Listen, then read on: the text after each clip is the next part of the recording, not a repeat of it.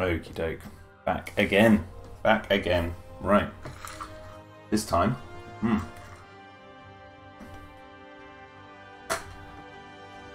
Put my little pot of cashew nuts down. So today, Imperial Diamond. Excuse me. So today we are going to be painting a let me just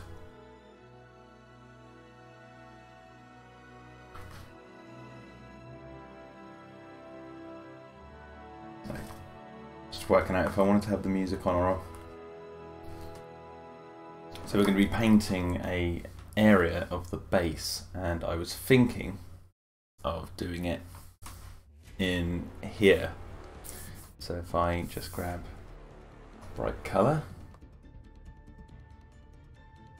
so I was thinking of like drawing it here. So we're going for this. So for starters, the best way to do it, I think, is to basically cut that out. I shot the beginning of my Jurassic Park fan film yesterday night. The official version says Imperial Diamond Spinosaurus. Awesome. Awesome.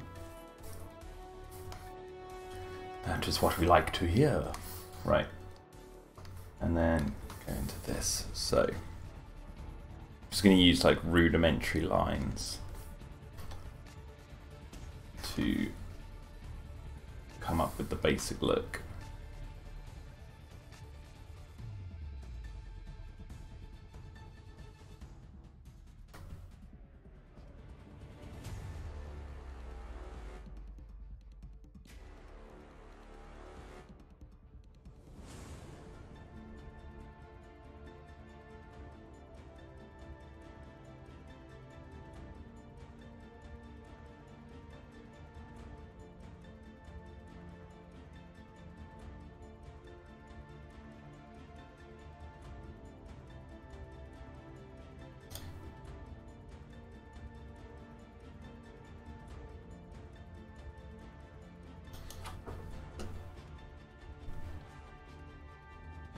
The Imperial Diamond says, at the moment, the entire film is only 1 minute 54 seconds because it's the bit before the actual movie, like in Jurassic World Fallen Kingdom, then the title. So you're doing the opening scene. Oh, my headphones keep going in and out. Oh well.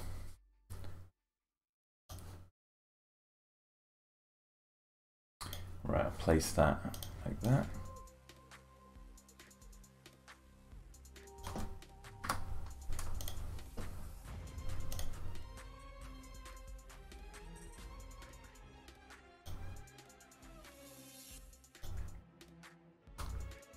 The next scene is going to involve Alan Grant. Nice. So are you making this with your action figures? Kind of like how you see Corey Baker does his toy movies.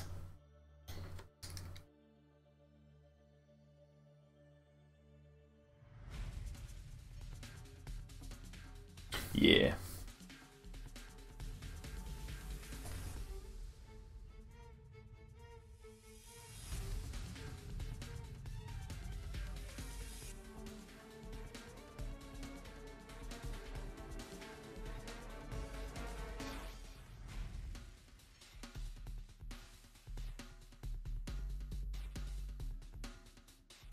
So the stairwell up to this place is actually in the background here. I don't know what is going on with my pen today.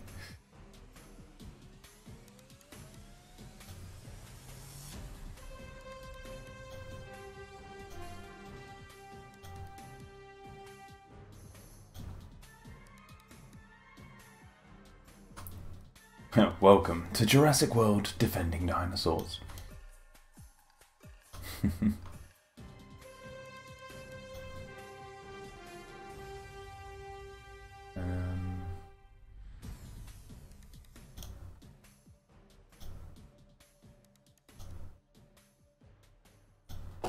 A lot of this you're not going to see because the trunk of the tree is going to be like in the way because it goes up the middle of this thing.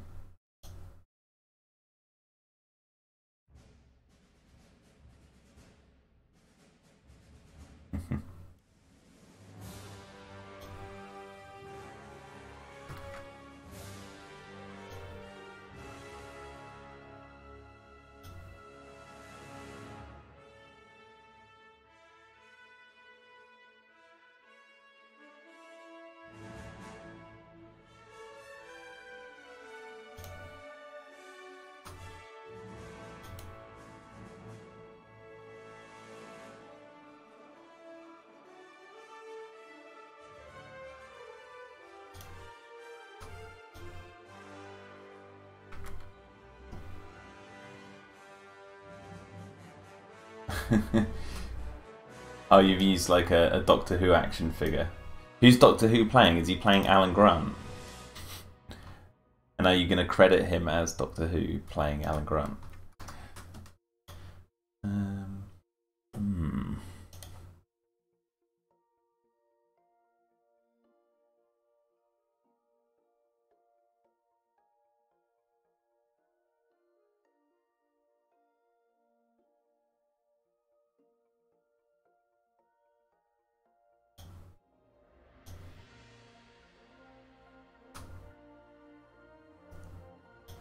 I don't know if you're going to see that middle hole, but...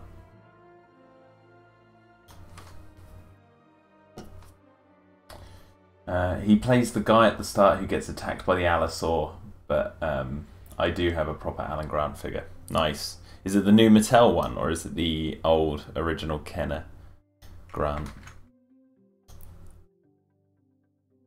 Who's playing Grant? Is it new Grant or old Grant?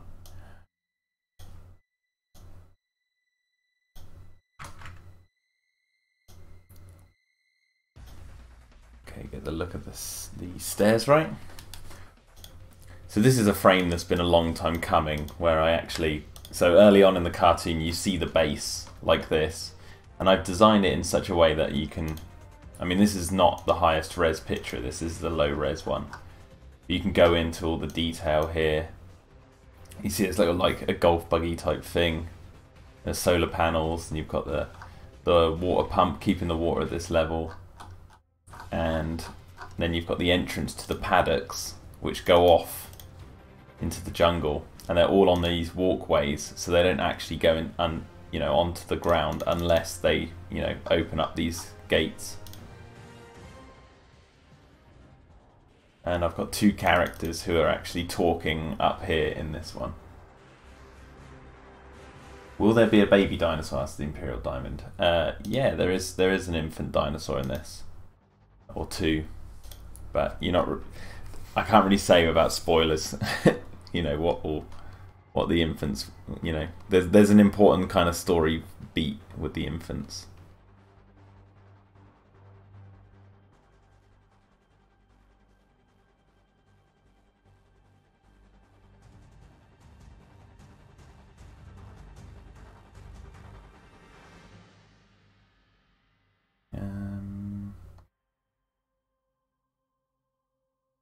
I need your opinion. Would you rather see in the film Styracosaurus or Therizinosaurus? What, in your fan film? I'm going to say Styracosaurus. Why not?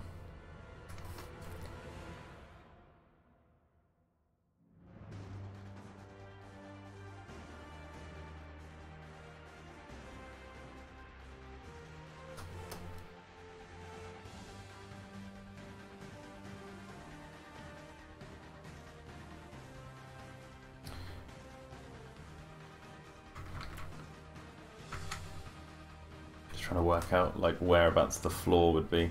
The floor will be about here. So then if that's the entrance to the walkway is like that, that should be going down here. Like that.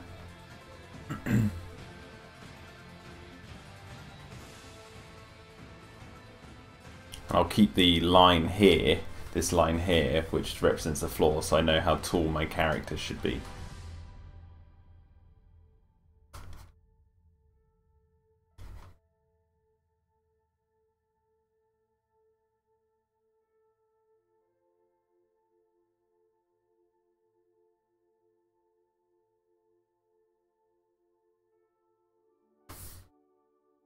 I'm going to grab the colour of the tree. I'll use a Styracosaurus, thanks for the help. I didn't know which to use. Could use both, why not? If you had to pick one, I'd go Styracosaurus. Oh, what did I just do?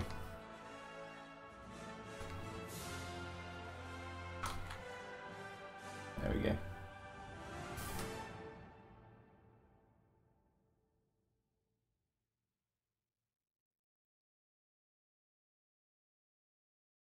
The tree trunk kind of goes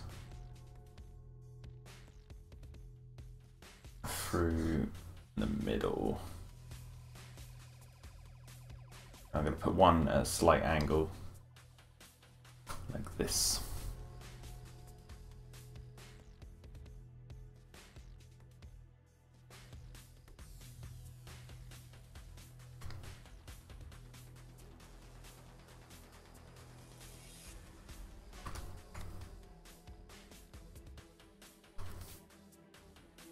Going to move, or actually merge these layers and then move it slightly over here.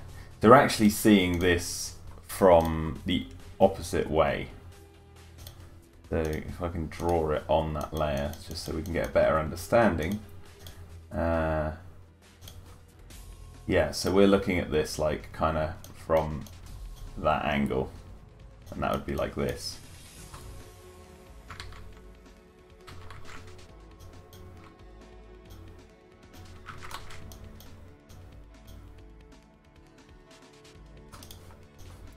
Obviously there is another walkway.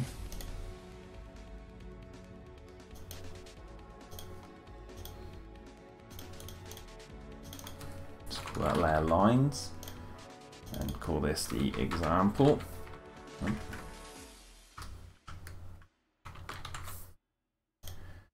I'm trying not to give away too much, but the scene after the title has Alan Grant in a living room watching the news on TV. This cartoon should be called Sea Dino-Defenders. Don't be mistaken. There is water, obviously. The frame I was doing over the last couple of days is like underground, somewhere over here. And this is a lake, and this is like a swamp. But there's jungles and ground. It's not all like water-based stuff. But what lives in this swamp, I'm not going to give away. But it's probably one of the things I'm most excited about bringing to life in this cartoon, and I can't wait to design them.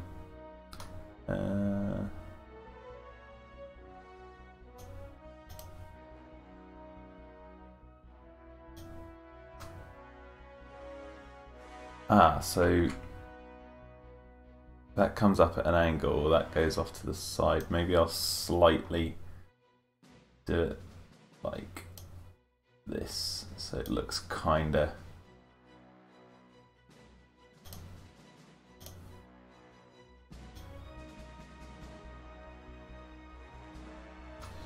And I'll have to redesign this end of the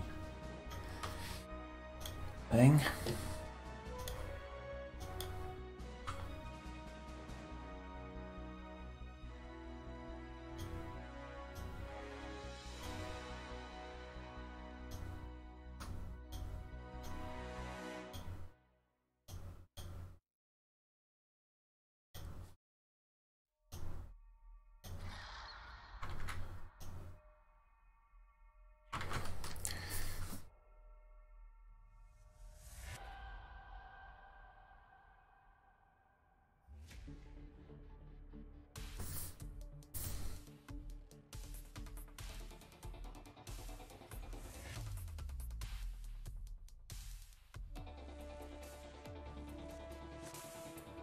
I don't plan on using the big T-Rex, as I don't have a Jurassic Park one, only the terrible Hasbro one, so I'm going to use my baby T-Rex as the only T-Rex to appear in the film. See, there's a wise choice, you know? The T-Rex gets a lot of love, that's why I'm not putting it in this cartoon series. Because, like I've said previously, I wanted to shine some love somewhere else. I'm actually going to bring the height of this down.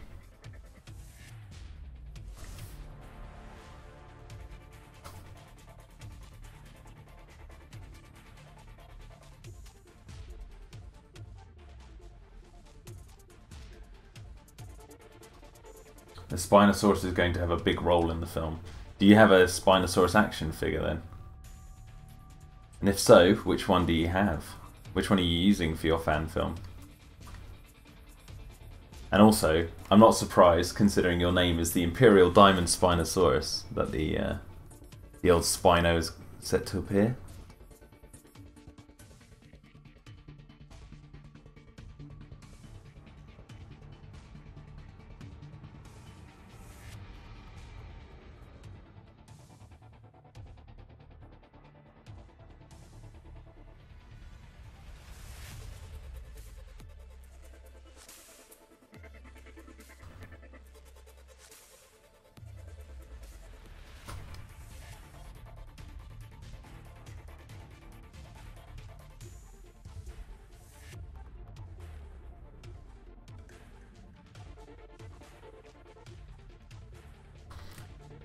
Yo, Bancroft Family Productions, welcome to the live stream.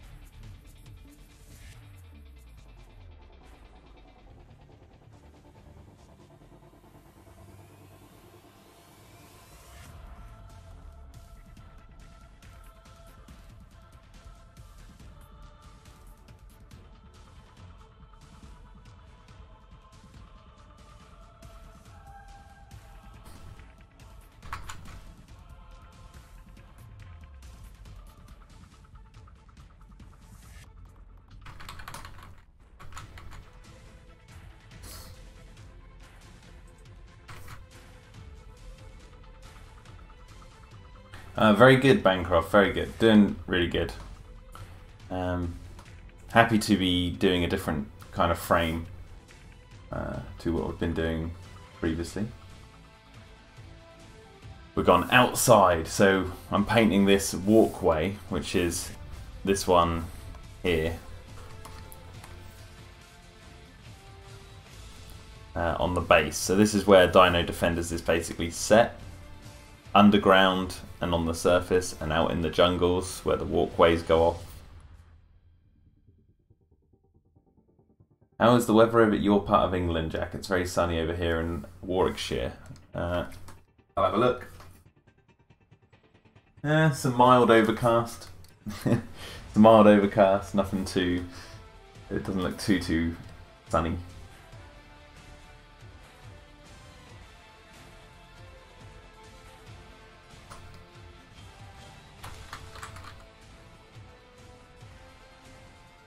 And it's raining for you, Imperial, and you live in the UK as well. You'll be using the Mattel Spinosaurus. Nice. Nice.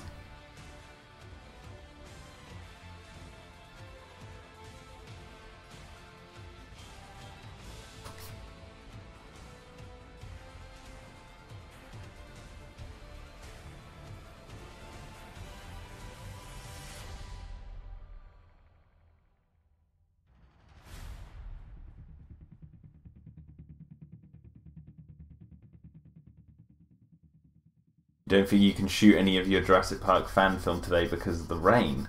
But rain is like an essential thing in Jurassic Park. You should go out there and film a scene in the rain.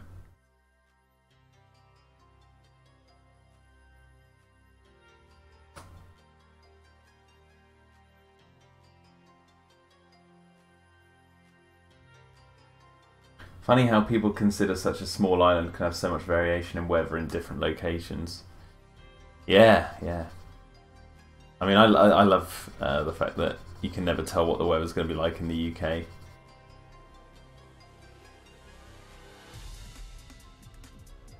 It already like makes each day almost challenging because you don't know what you're gonna, expect when you wake up. But see, I live in Norfolk in the UK currently, so like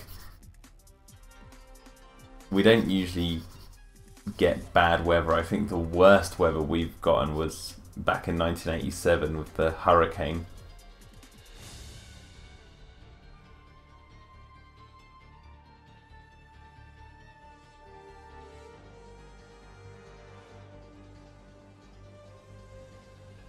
You don't need rain yet, as the new scene is going to be dry with a report on either. So I don't know if you can guess what happens next. Well, the thing is, if you've got any scenes later on that need rain, you might as well take advantage of the weather while you've got it. Because then when you come to doing your rain scenes later on, it might not be raining, and then you'll be like, damn.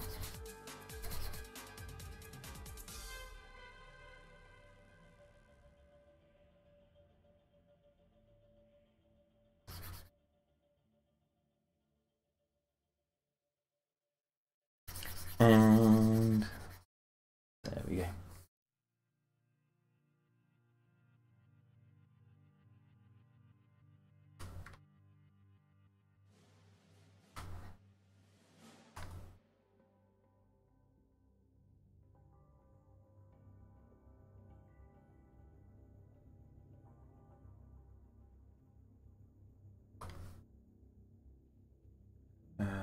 I was shooting a scene for a flashback when it was raining, and as soon as I turned on the camera, the rain stopped instantly, said Bancroft. Yeah, that's what weather's like, unpredictable.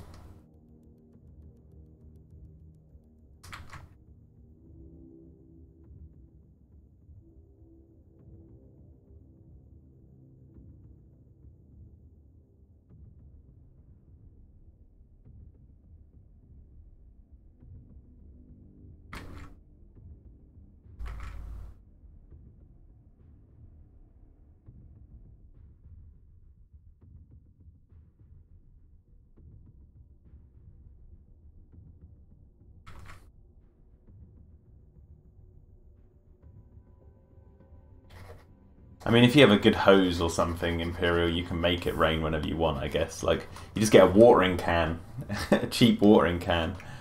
That's how you can make some rain.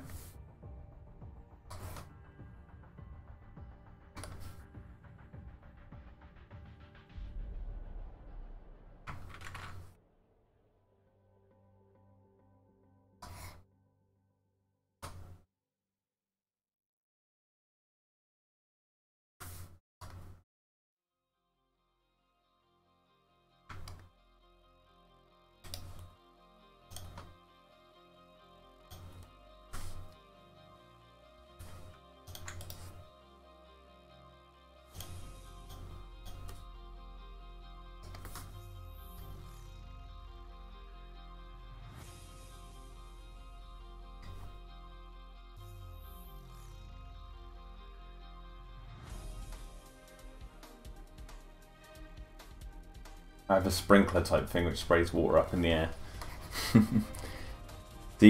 I remember trying to make some like fan films of Jurassic with my toys when I was a kid.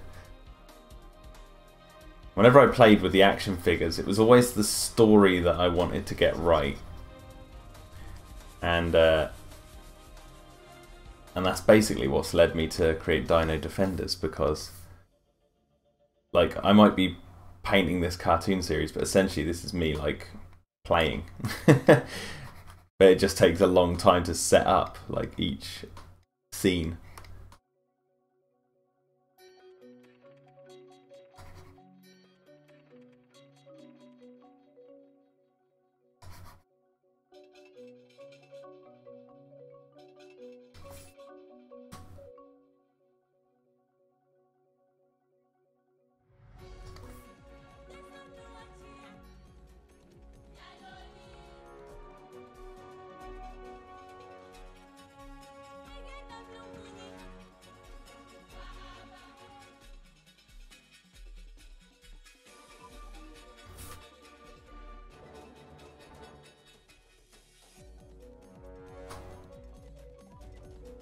Could you help me with an idea for a rain scene?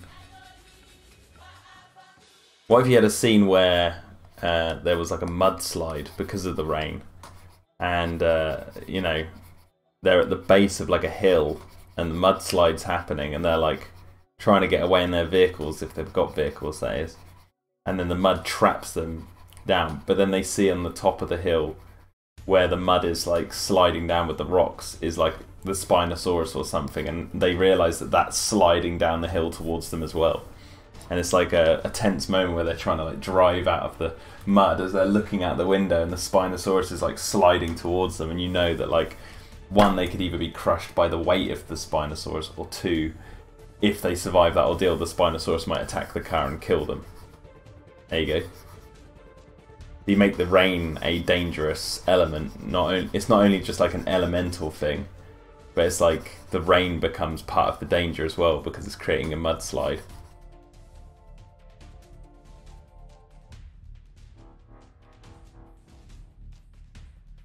You can have that one for free, matey.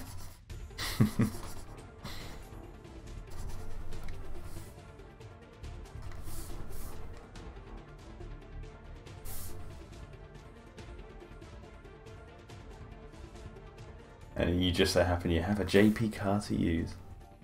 Nice.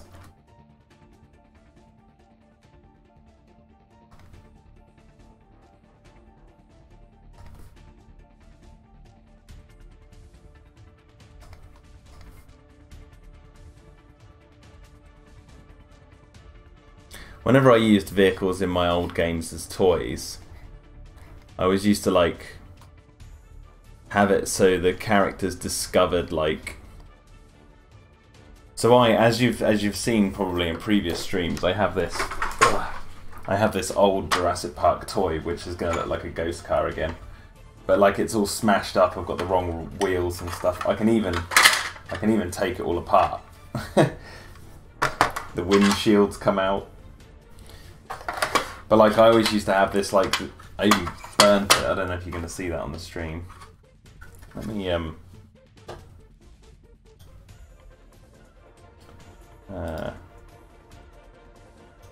yeah, so I even like burnt it and then have this all destroyed. And what I used to do is I would like have it so the characters would discover this car, much like how Owen stumbles across the fallen tour vehicle in Fallen Kingdom, and they'd be pursued by a dinosaur, and for safety they would climb inside the husk of the old tour vehicle. It wasn't like I had the vehicle started, it was always like they used the broken remains of the car to hide in it. And thus then you could like have a repeat scene in a way of like the car being destroyed by a dinosaur. Much like the movie.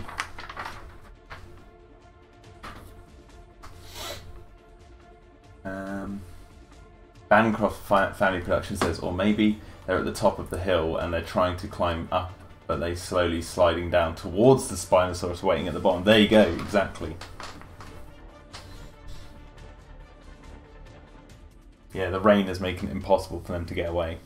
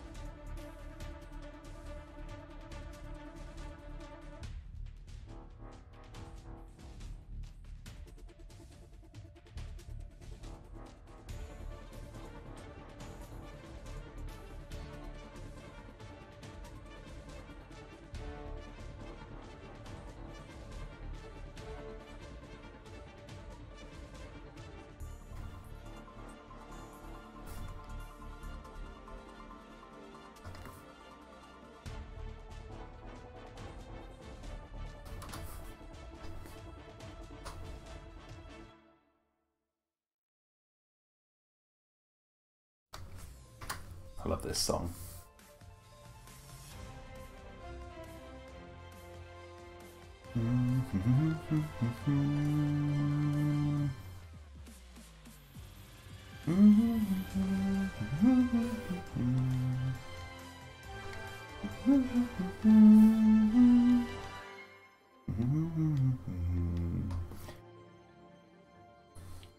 You just need to find where to put it.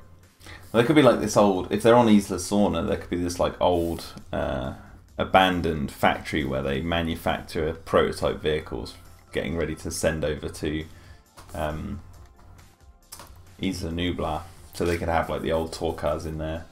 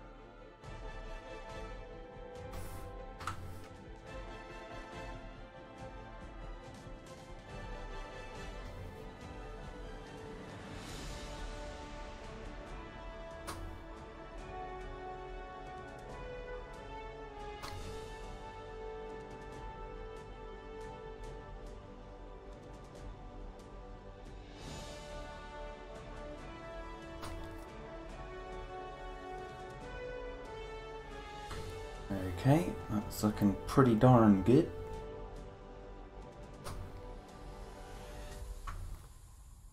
Gonna merge those.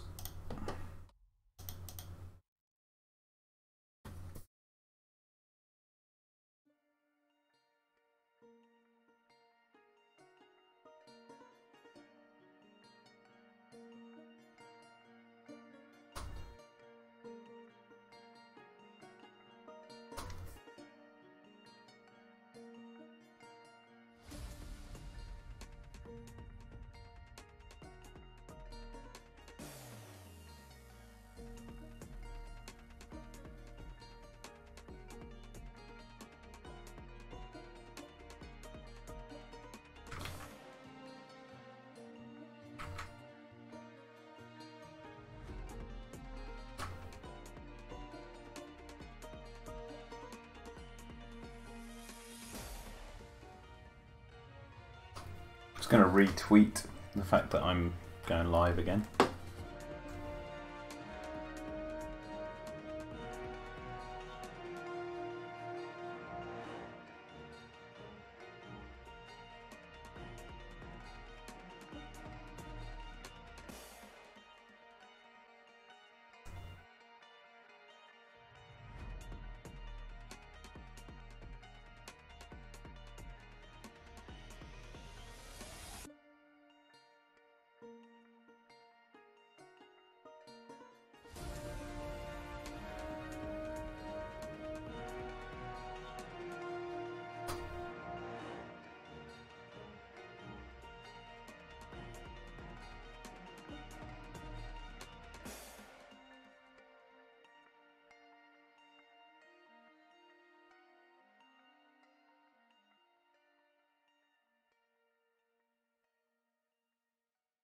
Oh, you don't know where your destroyed car is?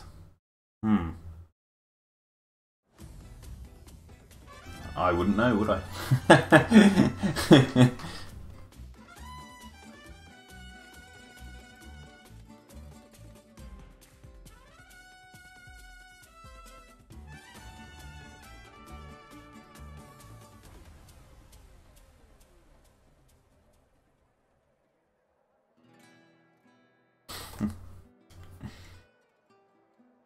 You know, you could always make one out of like an old cardboard box. Because I never got access to like the I never owned the trailers from the Lost World, like the actual RV.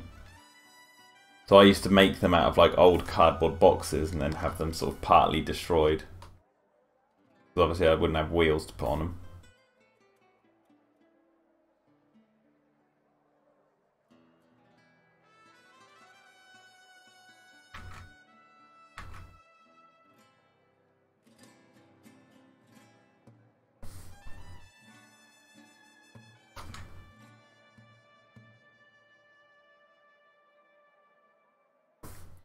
I used to do that, and I used to take like a cereal box and roll it up into like a cylinder, and that would be my plain fuselage. To be my like Jurassic Park 3 plain fuselage, and I'd actually get another one and turn it into a cone and put it on the end.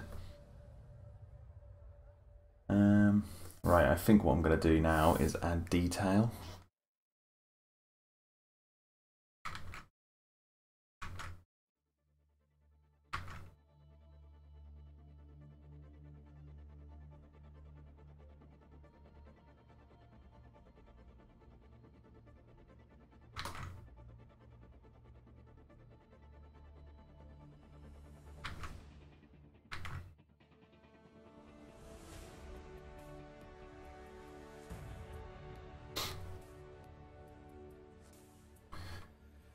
That is up here, isn't it? That little cone thing.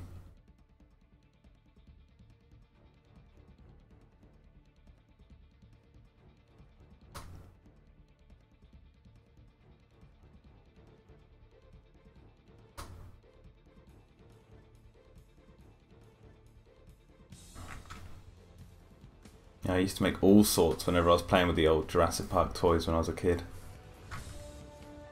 If you can't find your destroyed car, just yeah, make one.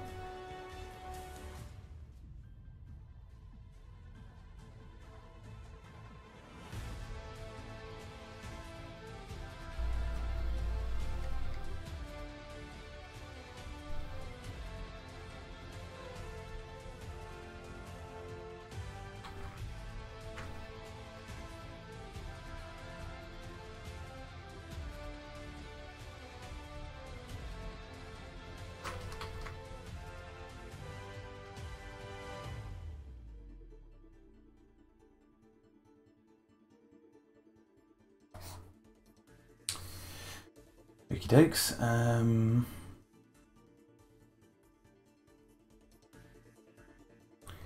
Yeah.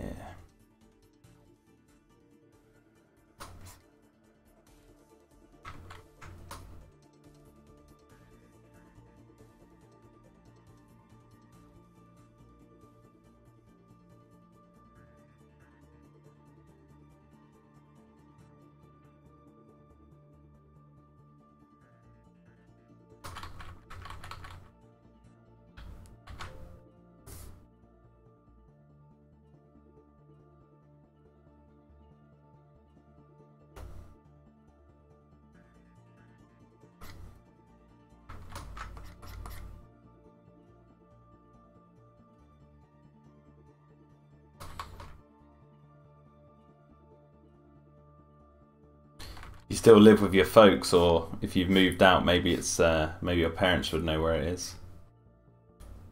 Imperial.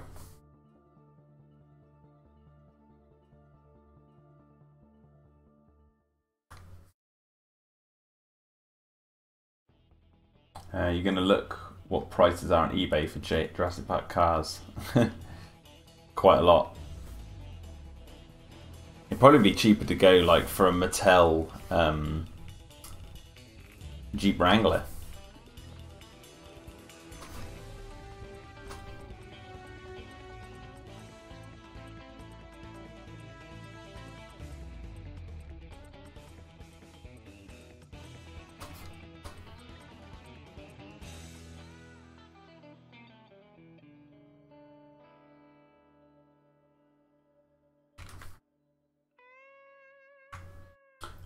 The car that's not destroyed is the Jeep Wrangler. Oh, right, okay.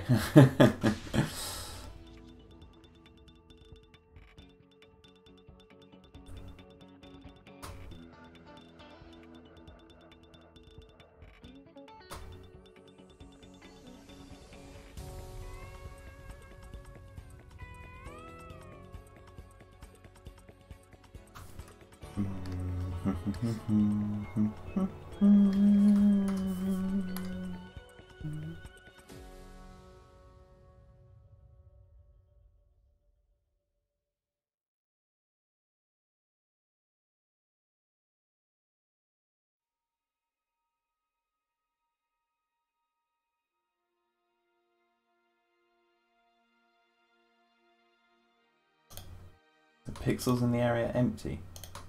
Oh. I see. I see. There we go.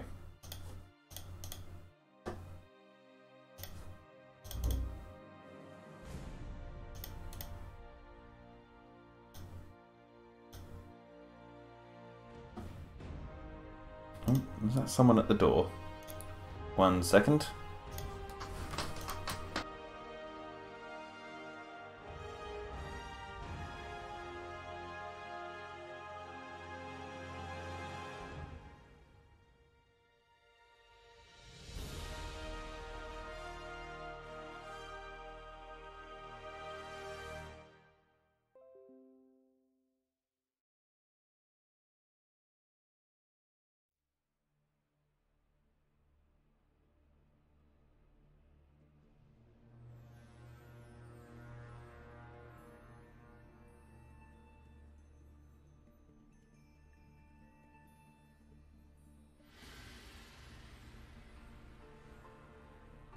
Nope, I thought it was someone at the door, but alas, it was not. Oh.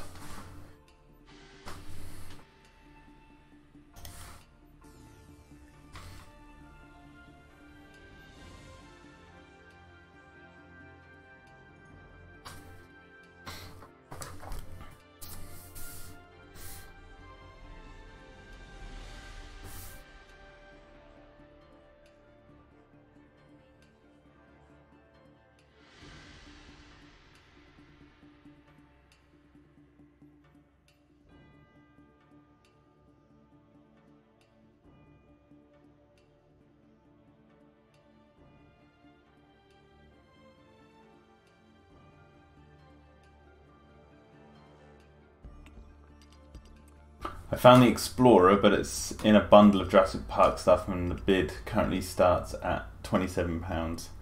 Yeah, they tend to go up. I'd change the filter to buy now and see if you can see one that's like that you can purchase straight away.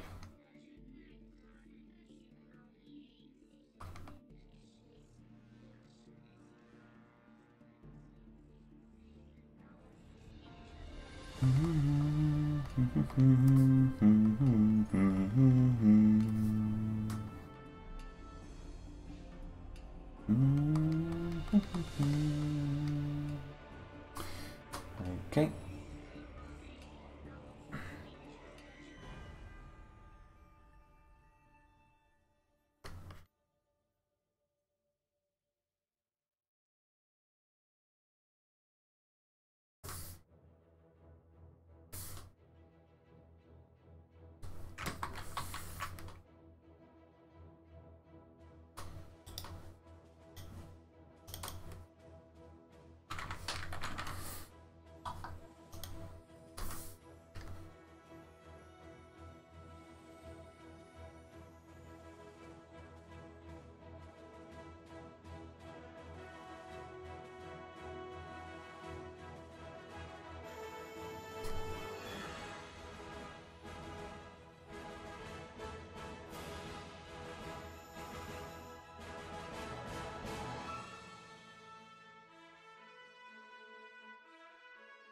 OMG, what have you found, Imperial?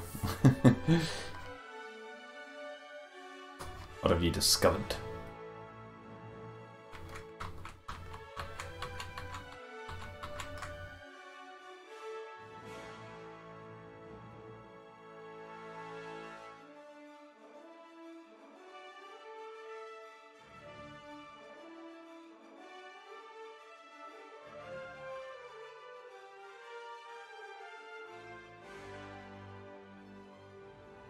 What is going on with this?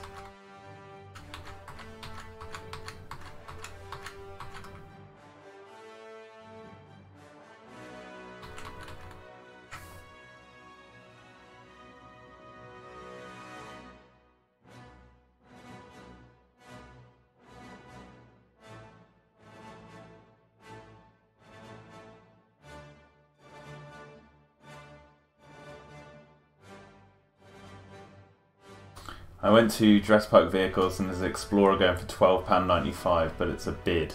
Ah, that's cheap. Sometimes I don't even bother with bids on eBay because it's just like impossible. And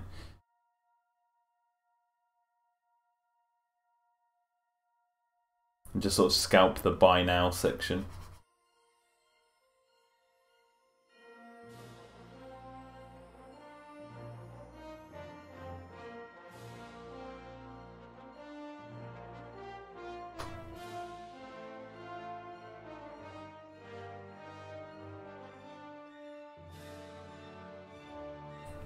Or you could save your money and wait till your mum gets home and see if she can find your old one.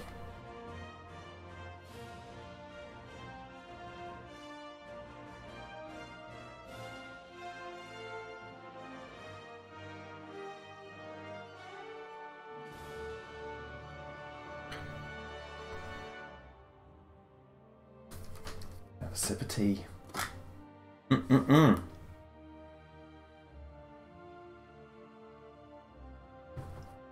Phone is blown up.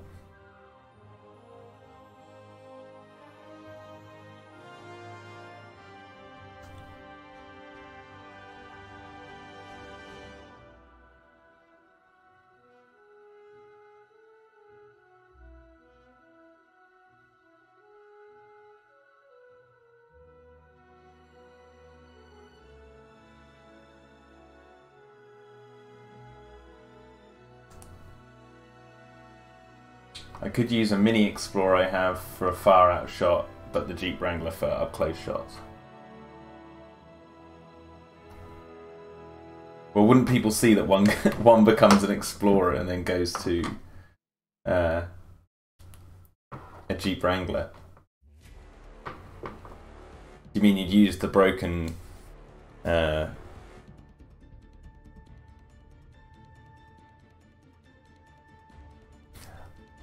Wait, I'm getting confused. The Explorer is this one.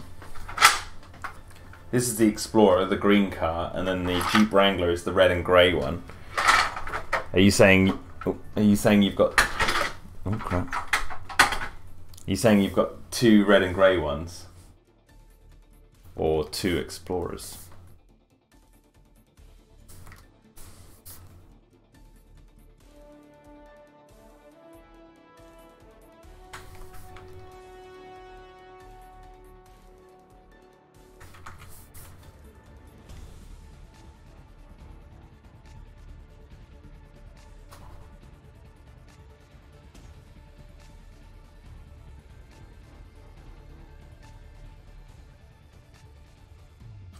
You'll make it look like there's two cars, but using the Mini Explorer for one shot and then a Jeep Wrangler for another. Okay. Oh, I see what you mean. I see what you're saying. Bancroft says he's loving the Overwatch music. Oh man, I love this soundtrack. It's, I just love the mixture of like techno and sort of classical music.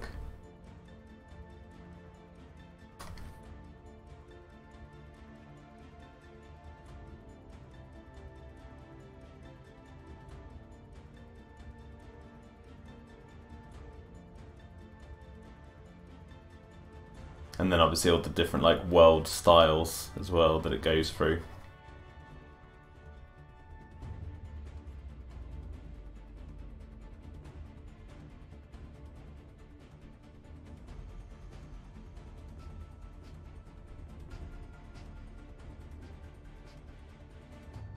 What have you found now, Imperial? You said OMG, OMG, OMG.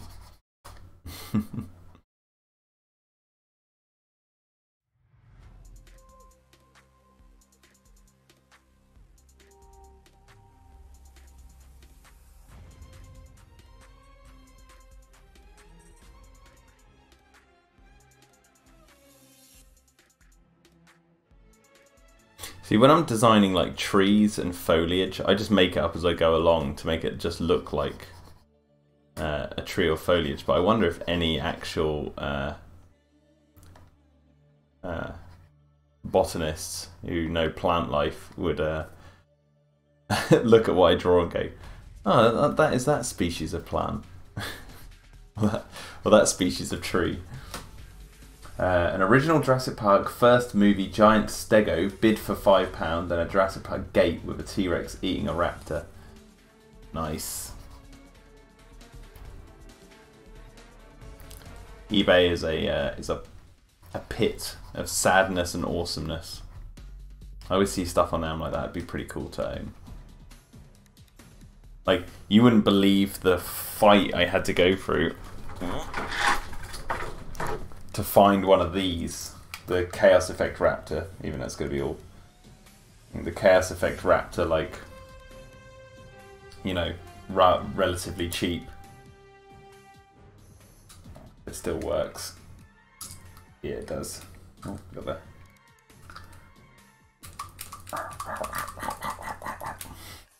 Yeah, it took me ages to find this, but I finally got it. You just have to keep pursuing. Eventually it will appear. It'll reveal itself to you, my child.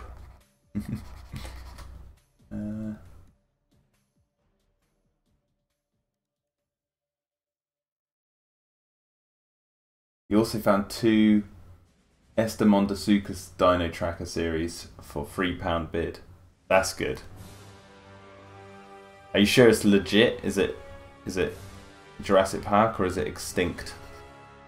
Because sometimes people like take resin casts of like the old Jurassic Park toys and then sell them with different paint, slightly varied paint jobs to be like, hey, look, here's a legit Jurassic Park action figure, and it's not. It's like they've just 3D printed a different version.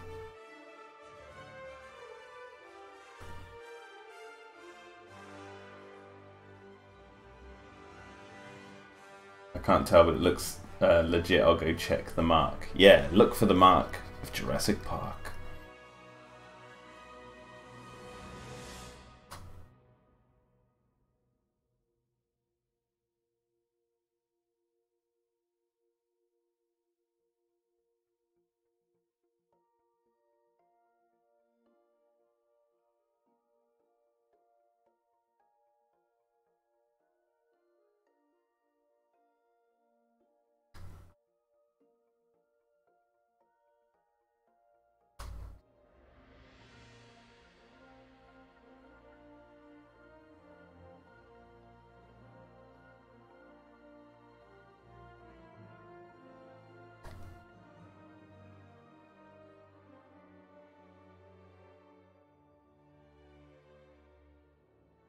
It's only got the sound coming out of one side of my earphones.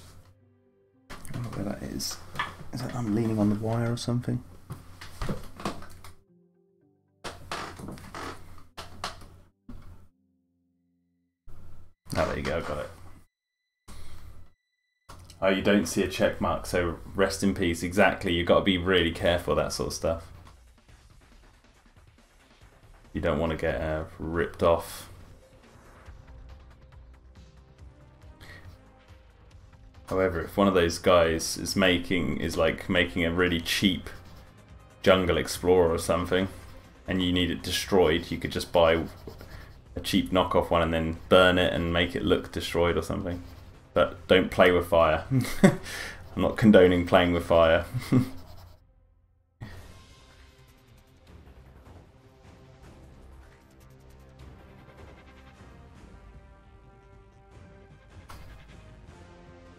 I'm gonna see if I can find some Jurassic Park humans.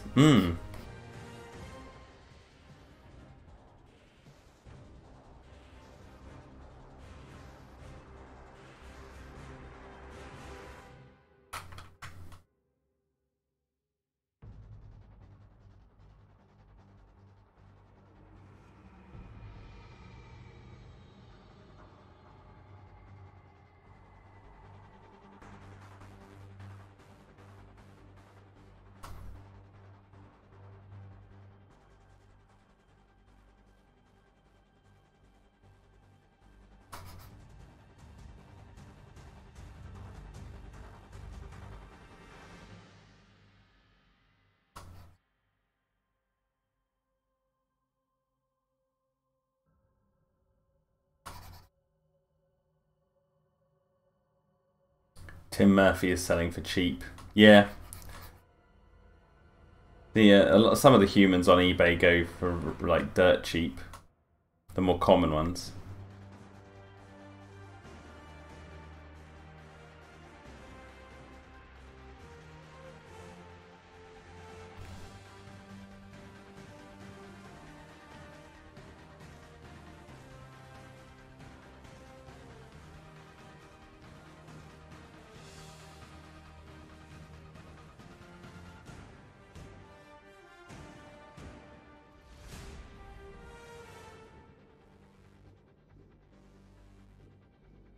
The Red Rex is so expensive. I saw 2 for over £100. Yeah. That said, I know I just dissed bids a minute ago by saying it's probably best just to check the buy now section, because then you'll see what people are actually selling them for. And then you don't also run the risk of like trying to outbid someone. But years ago, I bought a Red Rex on eBay for £20. I won a bid, and I couldn't believe it because it was only up for like a few days and no one saw it. And I bought a Red Rex for £20, and it was a glorious day. Yo, Michael Pierce, welcome. Got lots to do, but I thought I'd just pop by and say keep up the awesome work. Really love following the progress of Dino-Defenders. You're doing great. Thanks, man. It's a slog. It's a slog. Because I'm doing this solely on my own, by choice, so I only have myself to rely on and blame if anything goes wrong. But when you're creating like something like this, you have to be like the set designer, the lighting guy, the writer of the text, the costume designer, the cameraman, essentially, where you want to frame it, the cinematographer. You have to be everything, essentially, when you're doing something like this. And it takes a lot of time.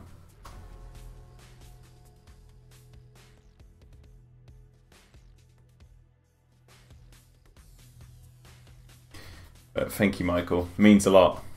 Glad you managed to pop by and say hello.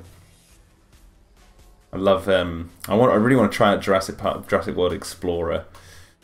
I should probably do that on a live stream at some point.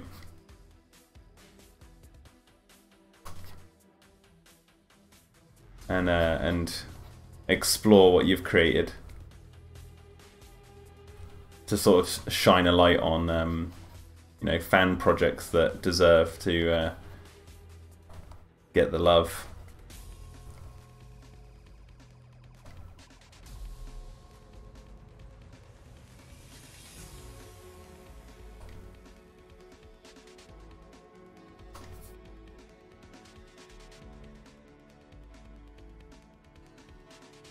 We're actually uploading our Season 2 right now, so it's a very big day for us. Oh, awesome.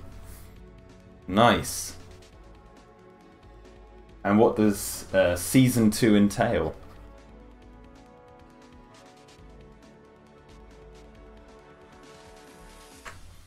Actually, because you guys are being so nice, I'm going to show you the frame I did yesterday that I completed.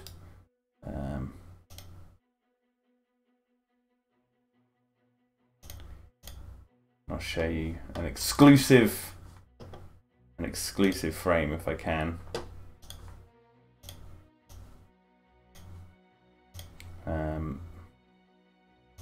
Let me just zoom out of this. Oh no, wait, what am I doing? Here we go.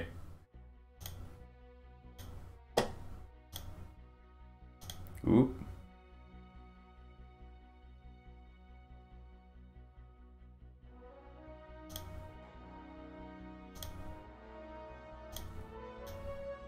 Oh, I don't know if I actually can.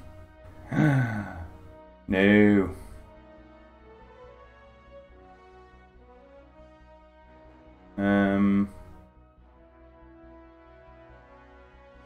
Poop. I don't think I can actually.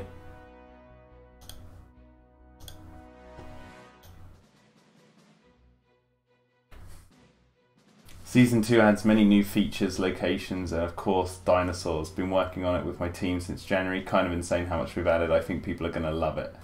Nice. Nice.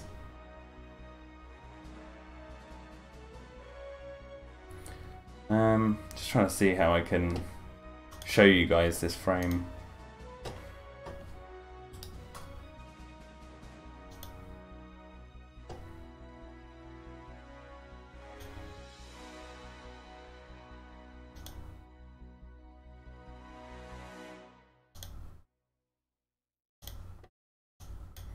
Let's have a little look. Let's see if I can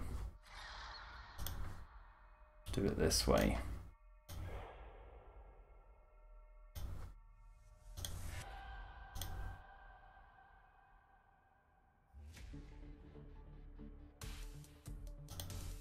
No. It's because they don't want you to like stream movies or something, I think.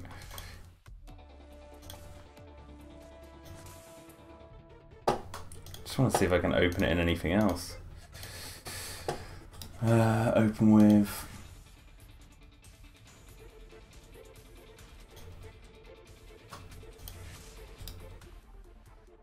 Let's try Windows Media Player. Oh, this might work.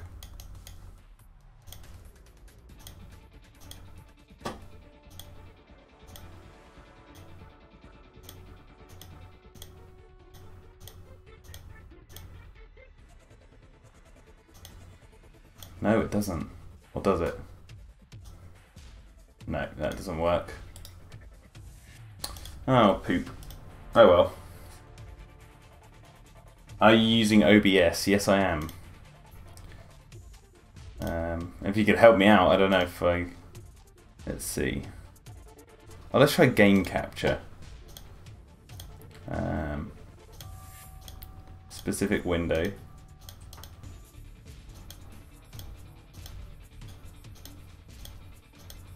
No. Booger. Yo, Chaos Knight, welcome. You found an Isla Sauna male raptor going for £5 bid and it ends in 48 minutes. Dude, go for it. Why not? I'll have to show you guys in another day the frame I finished. There's a screen capture option somewhere in OBS. You could do the whole screen and play the video itself. That's what I was just trying, but it was like coming through all like black, like they were preventing me from like capturing a window because they, you know, they don't want people to like rip movies and stuff. Anyway, I should continue because I've got stuff to do. Doing the old bark on the tree. And what's good about this is it can be as random as I like. Actually, I wonder if I could open it. I wonder if I could open it in Photoshop. Let's have a look. And then we could see.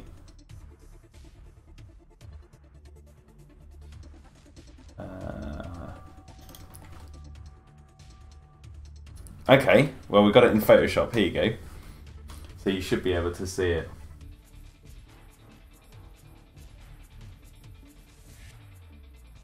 Okay, so if this works, Yeah, it does. Right, so if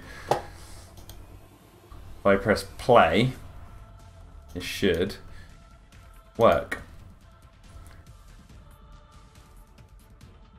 Yeah. And you're not even seeing it in the you're not even seeing it in full HD. I'll play it one more time. So this is like the frame I finished yesterday, and it hasn't even got the text. It hasn't got any dialogue in it yet or anything. But you see one more time, and you see that creature swim past.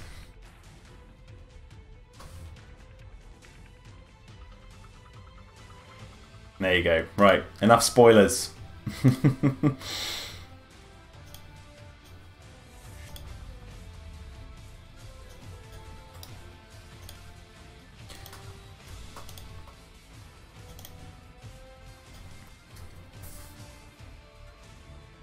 Yeah, thanks guys.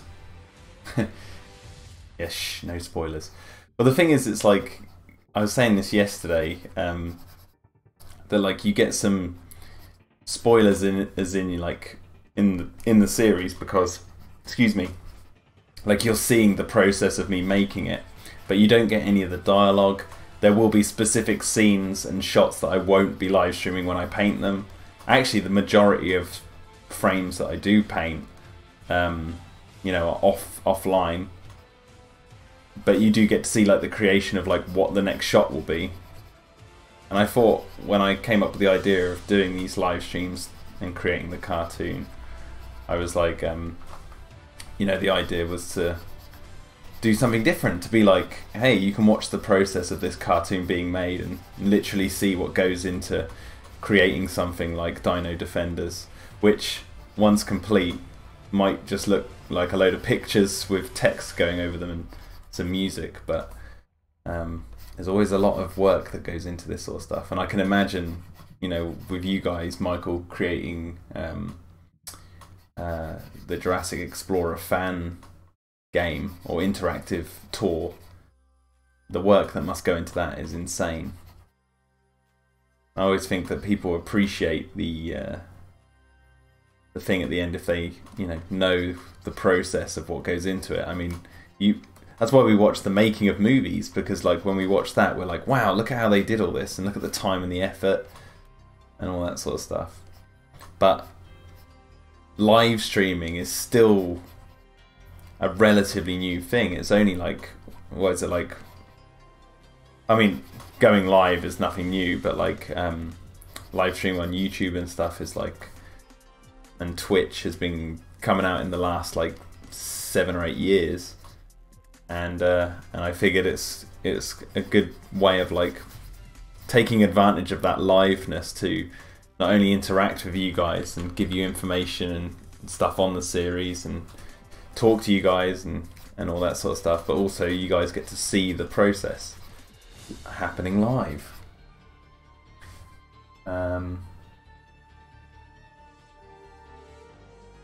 Michael Pierce says, I've tried streaming my 3D modelling a few times. It's actually much harder than I thought it would be. I think it's because of how focused you have to be. I also want to focus on the stream and talking. Yeah, there's a balance. There's like, whenever I'm painting on a live stream, I would say the work gets done in... I don't know, actually, I probably get more work done because I know I've got like 2-3 hours to do a certain amount in that I want to get done, or more. I mean, I streamed yesterday for like 4 hours 20 minutes, and I didn't archive it because it's too long, and I don't think anyone's going to watch that back, so I deleted it. And plus, I knew I was doing this outside shot today, so I figured that would be a more interesting stream. But I find I actually get more work done when I'm streaming because it kind of forces you to do it. When I'm like painting on my own, there's a lot that has to happen for me to like sit down to concentrate, to be like, right, now I'm painting. And that's when I usually do it at like 2 in the morning.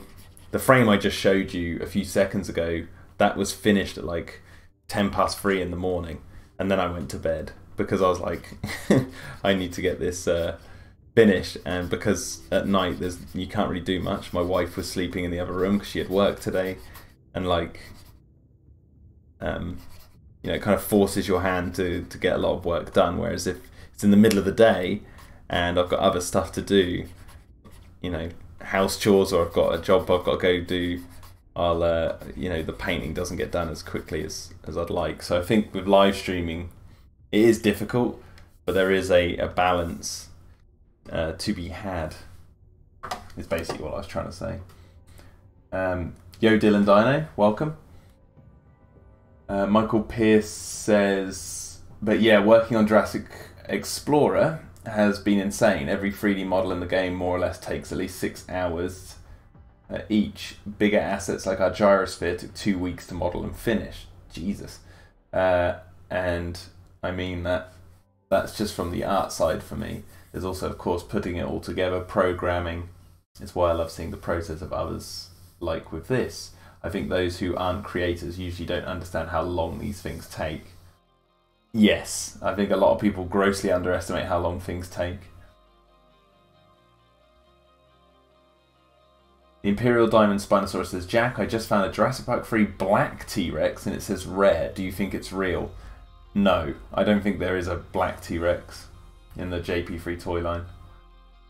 Chaos Knight says, I started watching a Jurassic World story. I'm used to writing on the island though, but with this being the third story for me, it should be on the mainland. Oh, you started writing one. Okay. Moving off island. Nice. Michael Pierce says, when I 3D model, I usually listen to an insane amount of music. You got to find that right zone mindset just to lose yourself and get it done. Yeah, exactly. And the Overwatch soundtrack, what we're listening to right now, is actually the soundtrack that I was listening to when I first started Dino-Defenders. And I love it. Oh, I love it.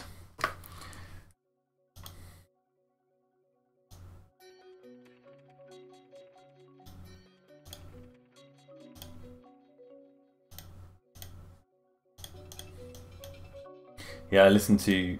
So the soundtracks I've been listening to while creating this over the course is obviously the Overwatch soundtrack, what we're listening to right now. Last night I was listening to James Newton Howard's The Last Airbender soundtrack. Rescuers Down Under. I listened to Treasure Planet. I listened to a lot of James Newton Howard.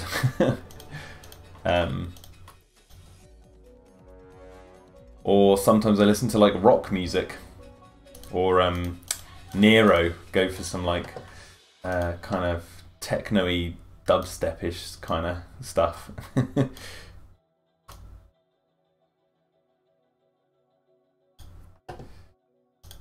Okay, convert that to a smart object. Yo, Hardcore Jed, welcome. Michael says, but yeah, I'm quite lucky to have a great talented team. I mean, we have our own music composer and we've created our own unique melodies for the project and have localization for other languages. Nice, you have it in other languages, that's cool. Usually fan projects don't get into that much detail, so we're putting our all in to make it feel the quality we want. Exactly. You have to bring things into the world that you think are missing. That's the way I've done it. Like, I'm making this, I've said it time and time again, but I'm making this cartoon series because I've wanted to see a Jurassic Park cartoon for so long. And even though this is my own thing, it's not Jurassic Park, it's very much inspired by that mindset. So, you know, I just, like, I'm doing it for myself because I'm like, I want to see this in the world and I want to see this entertainment out there. And hopefully people will enjoy it, you know, as much as hopefully I will when it's finished. Because that's the thing, like, you know, I'm making this for the Jurassic fans who want to see that as well, but I'm also telling a story that I'm like, it's in my head, so I want to see this out in the world, and I just hope that other people like the idea of this story. It's kind of that weird, selfish thing.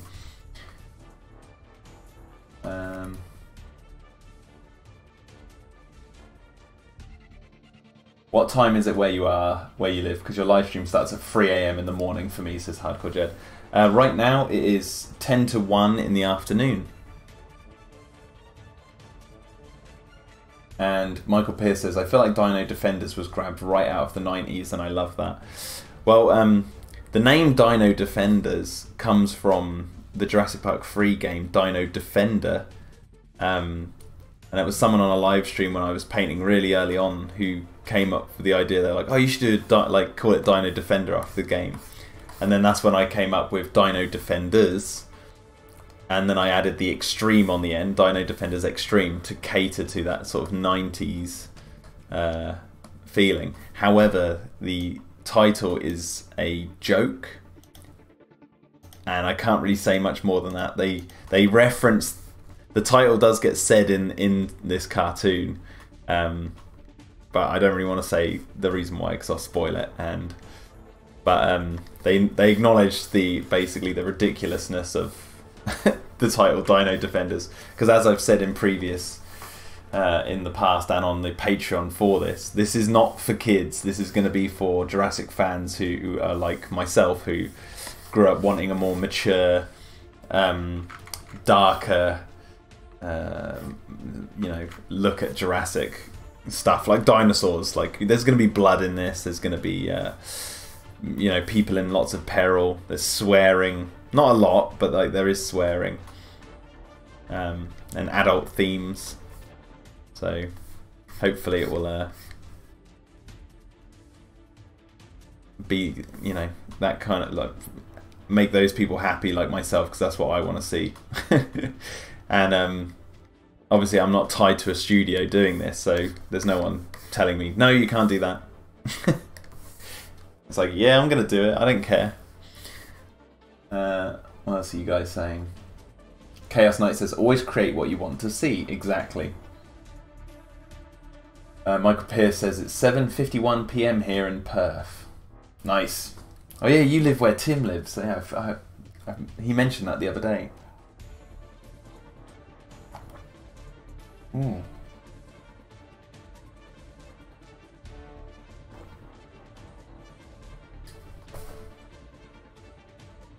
Right, what else are we looking at? So, obviously the fences, the background I will do later. So I want to get the detail on this, and I'm going to do it kind of scratchy, so then I can make it look. Ah, my favourite song.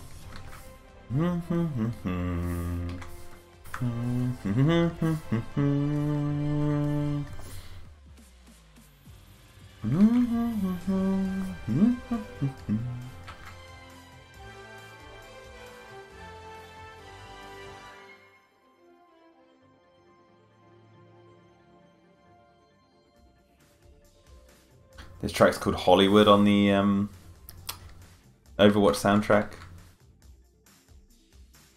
and it just I think it's heavily inspired by like John Williams. If you listen to like the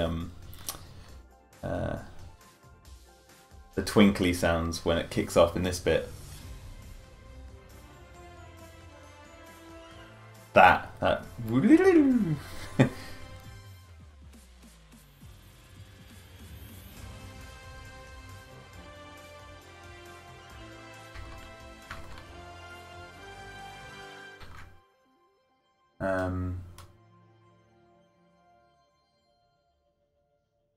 I was there on Twitch when you came up with the Extreme, says Michael Pierce. Nice. Nice. Chaos Knight 2 says, I love the 90s aesthetic from Jack's channel. That's the whole point of it. Everyone goes for 80s nostalgia these days. And I grew up in the 90s, and I wanted to tap into that. And also, with my channel, I didn't want to like have specific set times for videos or anything. It's like, it's all, you never know what I'm going to upload next. But Dino-Defenders is being like the big project that I'm bringing to the channel. That said, I'm debating whether I actually will release this on Terradome or whether it will have its own website. I'm thinking it'll probably have its own website. So we'll just see how that goes. What else are you guys saying?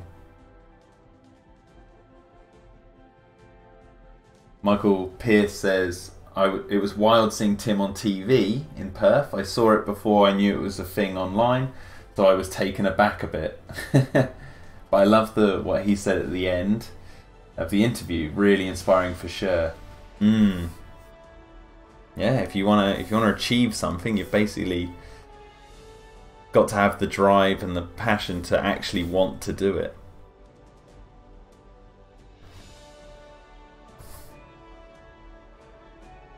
That's why I'm sitting here painting this. I was sick and tired of hearing Jurassic fans go, oh, I want to see a cartoon, I want to see a cartoon. And it's like, yeah, they might make a cartoon in the future, I don't know. But, you know what? I can tell you this. If they did ever make like a Jurassic Park TV series, like a cartoon, there is no way it'll ever have blood and well, it'll have blood, but not like the mature stuff that a lot of older Jurassic fans want to see. So, thus, Dino-Defenders becomes a thing.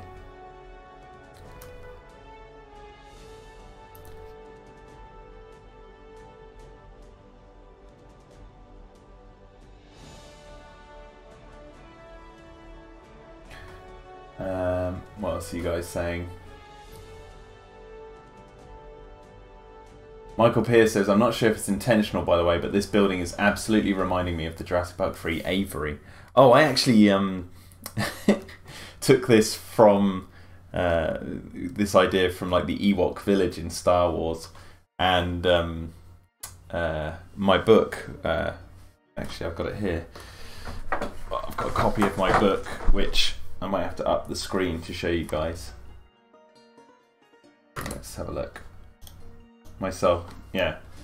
So I got my book here, and in the story there's like people live in trees in like these huge cities. So like it's inspired by that as well. Yo, British Tyrannosaur. Look at that guy. Yeah.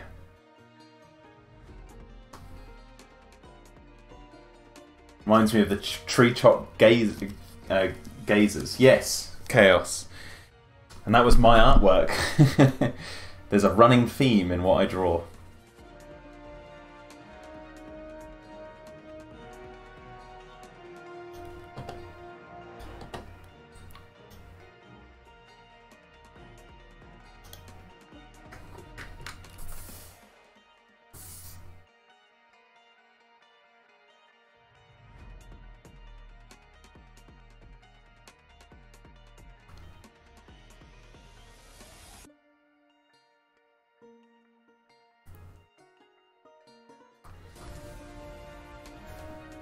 It's like another thing I was saying on a previous stream is like the reason Dino-Defenders was a thing was because my wife challenged me to draw humans better. The book was when I was like, I need to challenge myself to write better. So I threw myself in the deep end and wrote an entire novel, which is like, you know. Let's show you some little things. So like you take off the dust jacket and it even has like the gold writing down the side. And then let's just open it up, there you go.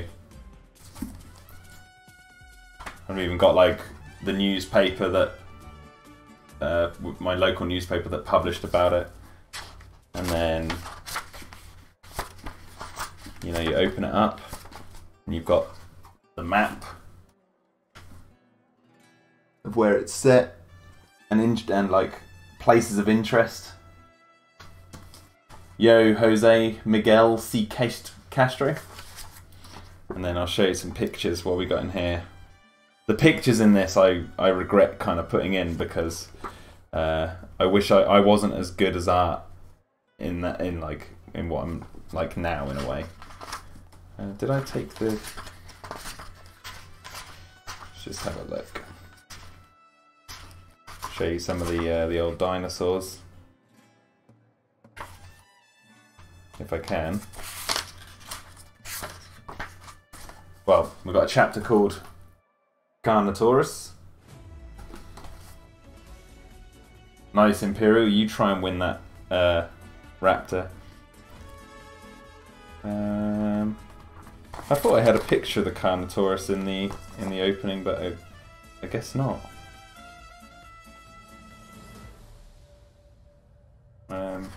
Yeah, this book was basically to teach myself how to write better when I was in my early 20s. And then this series is to teach myself to draw people better. Here's one of the flying ships from the book. Or the main flying ship, the Skyfire. They're like boats that fly through the sky. What else we got?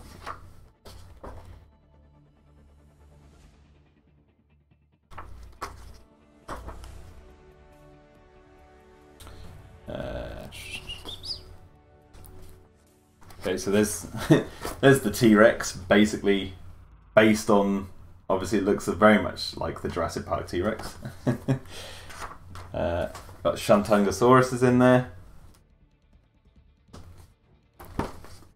What else have we got? What other creatures? Baryonyx. And there is a really bad picture of a Baryonyx in the book. You can't really see it because it's kind of blurry. And then, as I was saying on Twitter, there's the Quetzalcoatlus chapter, which looks very much like the JP toy one. And then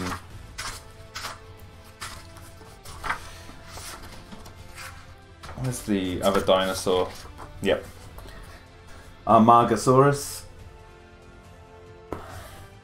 Which book is this, British Tyrannosaur? This is my book, Through the Dark and the Dawn. And there's another ship called the Titan, which is a huge ship.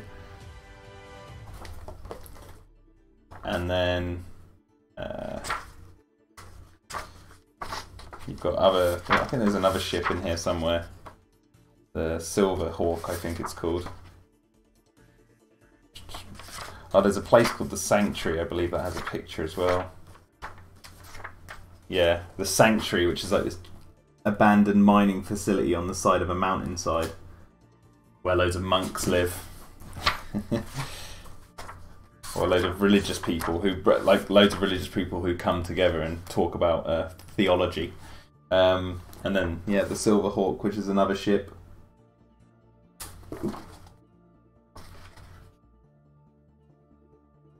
I don't think there's any other pictures in this. Oh, well, there are pictures of like control panels and stuff, like you get.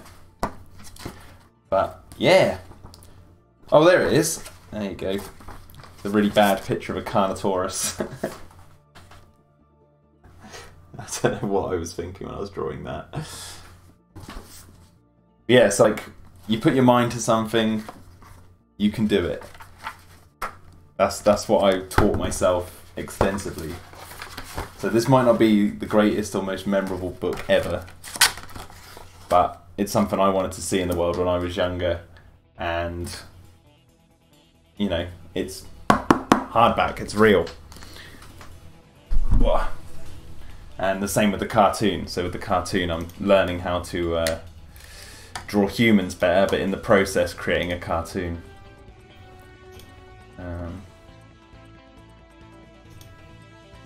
See what you guys are saying, because I'm being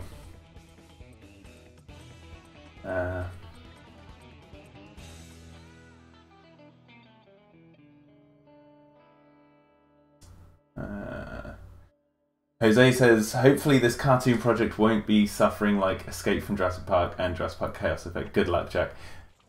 Well, that's the thing, is only me doing it, so you'll know who to blame if it doesn't finish, but I can guarantee that it will finish, because there's nothing aside from an external force that would stop me from completing this cartoon, because I want to see this finish so badly.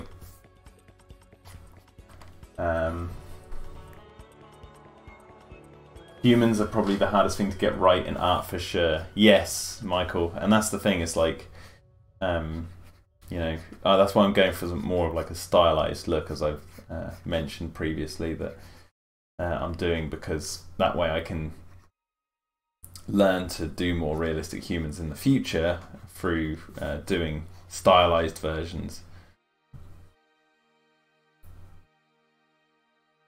Jose says, hopefully Mattel hires you for the JP cartoon spin-off.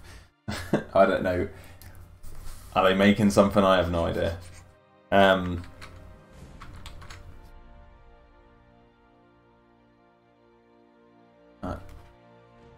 wouldn't say no if they did. Michael Pierce says, one thing I've wanted to achieve this year for myself was model a vehicle, since I've never done that before. By the end of January, I ended up modelling the gyrosphere and the monorail in full. Congratulations, man. Always good to push yourself and continue to expand your knowledge. Never give up. Exactly. It's a personal journey. And I'm just bringing some people along with me in this regard, in terms of Dino-Defenders. You know, and I thought it would be cool to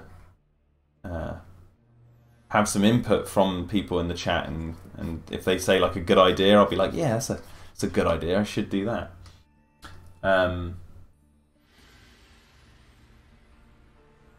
British Tyrannosaur says, a physical version of a book with pictures. Yeah, you can get it off Lulu.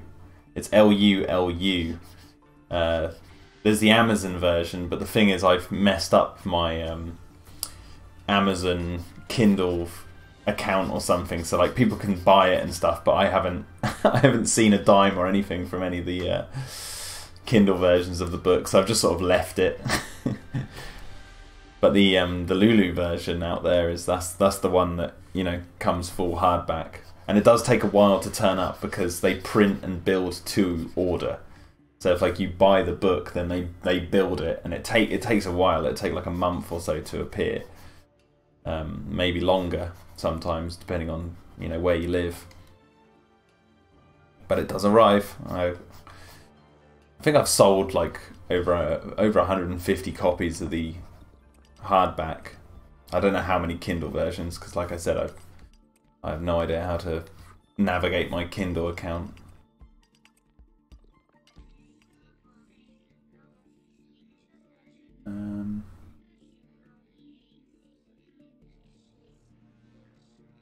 Jack, can you reference the Spinosaurus somewhere in your cartoon? Yes.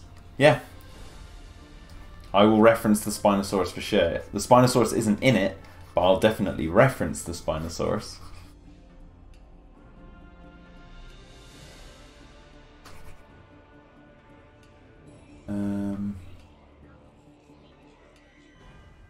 Jose says, hopefully you are one of the richest Jurassic Park fanboy.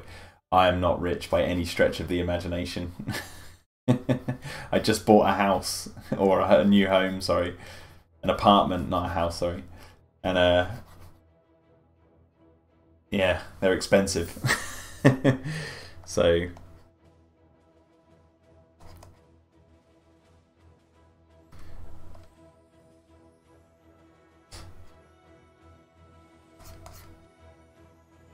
but that's in terms of money.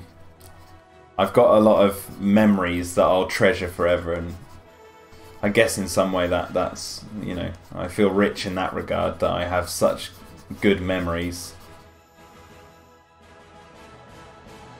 And ones I wish and I hope that one day other Jurassic fans can experience.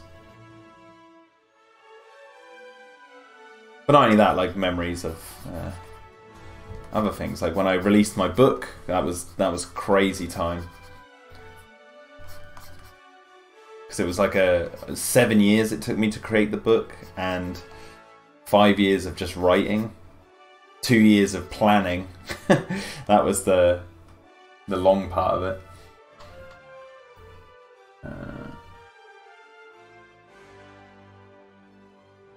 You go for it, Imperial Diamond. You shoot your Alan Grant scene.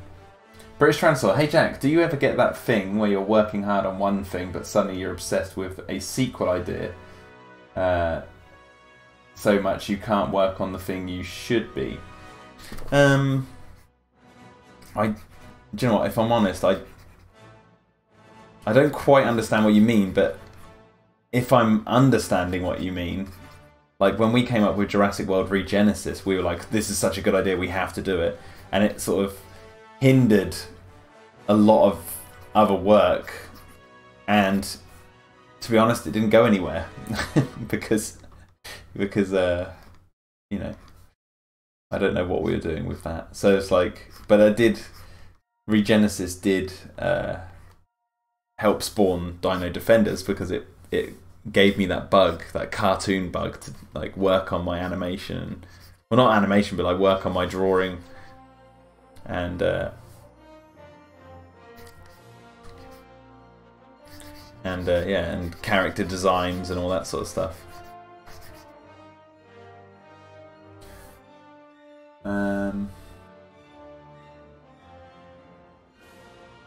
British Tyrannosaur, I've been working on my novel, but suddenly I had to write down my sequel ideas when I haven't finished planning this one.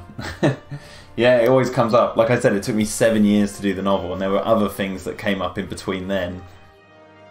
If I'd have worked solidly on it, non-stop, it wouldn't have taken 7 years. But I had so many people edit it and read it and make sure that it was all coherent and all that sort of stuff. And that took the longest because you'd have to wait for them to finish reading it and editing it. So, and you have to be really patient.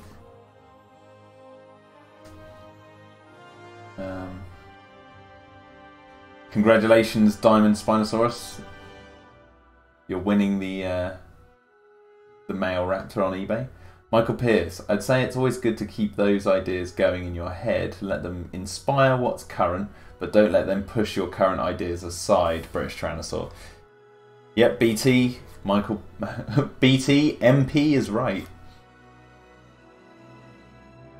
I learnt the hard way with Regenesis.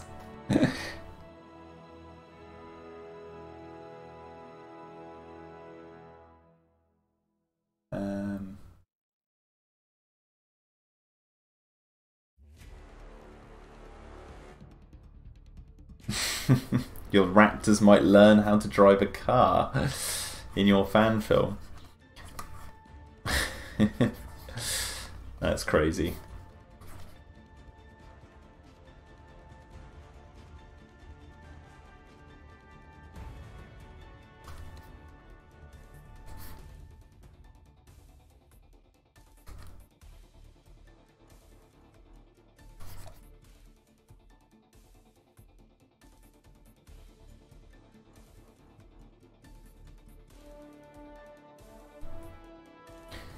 Oh, you wrote them down in bullet points, British Tyrannosaur, to get them out of your mind. Yeah, that always helps.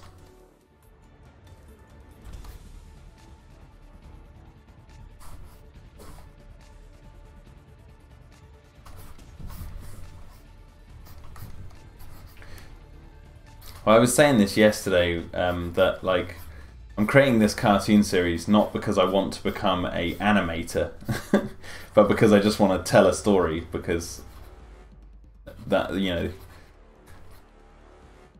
hopefully it's the actual storyline and the characters that people like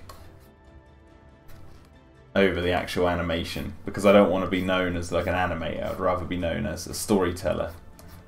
And why I bring this up is because of what you just said. There's so many like ideas for stories that I've come up with that I bullet point down, or like make bullet points of and try and write down, because, you know, you don't want to lose those ideas. So like me and Tim, we wrote a script for a movie that is out there and is registered with the Writers Guild of America or whatever. And we've just got it out there. We haven't plugged it or anything. We had a load of UCLA students read it and give feedback and all that sort of stuff. And the idea for that script actually was one that I had before Through the Dark and the Dawn. It was one of the earliest stories that I came up with, and I'd held on to it for years. And then when I told Tim the story, he loved it and he wanted to write it with me. So then we sat down and wrote it. And now I have the script, and it's a movie that one day we hopefully will get greenlit and, you know, hopefully get it out there. It's just we have to play our cards right, and yeah, hopefully things will land, the chips will land in the right place. But actually holding the script is amazing, because it's just like got that idea out of my head finally in full, and I couldn't have done it without Tim. No way could I have done it without Tim.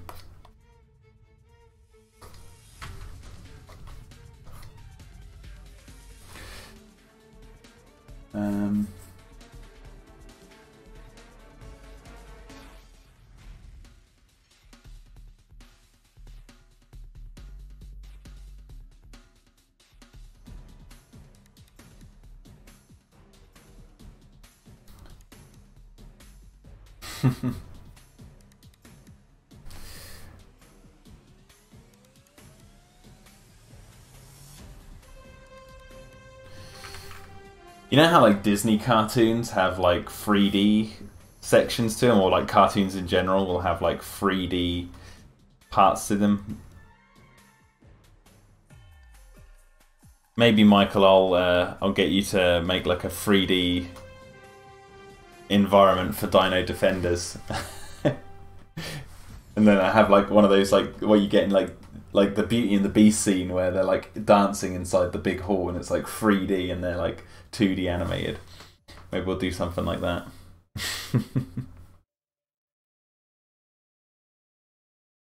Because you were mentioning in the chat that you're a environment artist.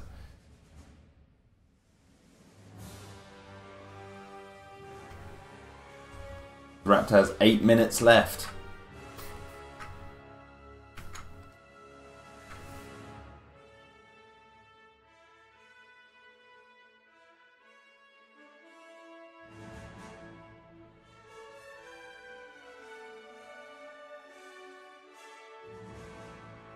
That's awesome. I hope it all goes well. I know what you mean. Having season 2 finished today after 6 months of development is crazy. Actually, just sitting down and playing it makes it real. And then it's like, it really doesn't matter that, like, success to me, it's not about like how successful something is. To me, having like holding this after so many years, even it's not the best book ever written, but to me, it's like that is a success. That taught me how to write better. And without this, the Mazrani Global DPG content wouldn't have been written as well as, as we'd hoped. Actually, the Patel site, which got us the job, wouldn't have been written that well if I hadn't learned to write via that book. But like when you hold something, it's like when you've completed something, it really doesn't matter how successful it is. It's more about the fact that you got it finished and that you achieved something and learned some things along the way.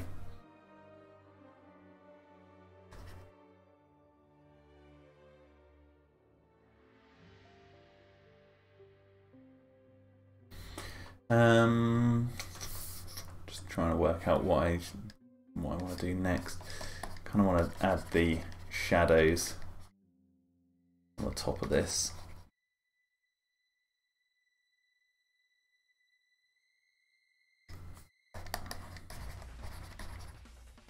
Using the lighting tool to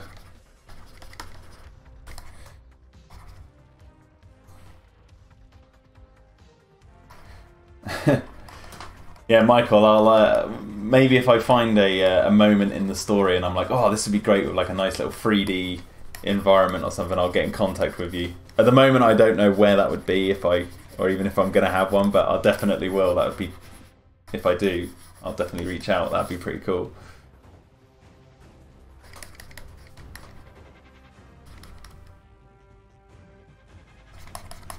I'm kind of skipping ahead a little bit here by doing this, but just wanted to see what it looked like having the like it's almost like the light is coming through the trees.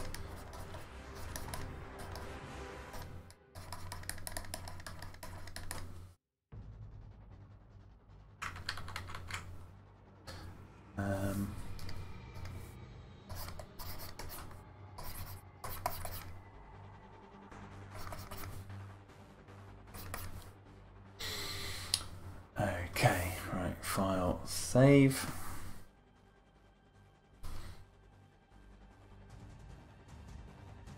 Success is always relative, says Michael Pierce. To me, that is how you grow. what you learn. Exactly. Jurassic Explorer will always be tied with what I learned along the way, not how many downloads it has. Though I am grateful for our enthusiastic fan base. Exactly, that's the best mentality to have. Sorry, Imperial Diamond Spinosaurus, I don't have any more ideas for your story at this time. I'm like, my mind's buzzing right now. It must be hard to keep lighting consistent in standalone art assets since you really don't get the background in the shot for reference often. Wait, what? It must be hard to keep lighting consistent in standalone art assets since you really don't get the background in the shot for reference often. I'm sorry, Michael, I don't quite understand what you're saying. I'm sorry.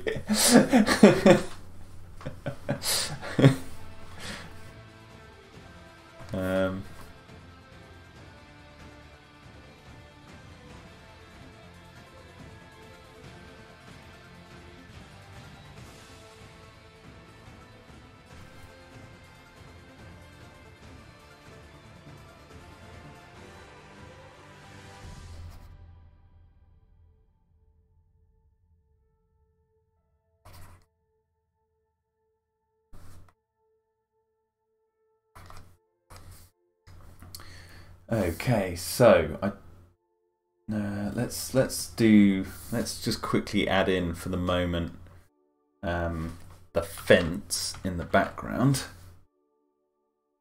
and then what I'm going to do is add more detail onto the actual platform.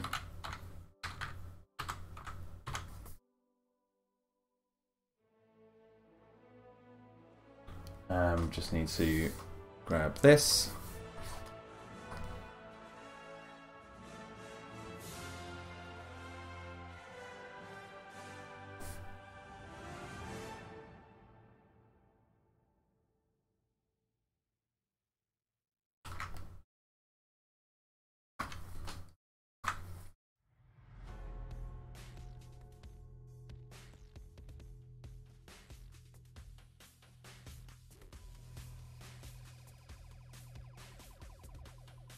Now, obviously, I wanted to I wanted to make the fence different to what we see in Jurassic Park.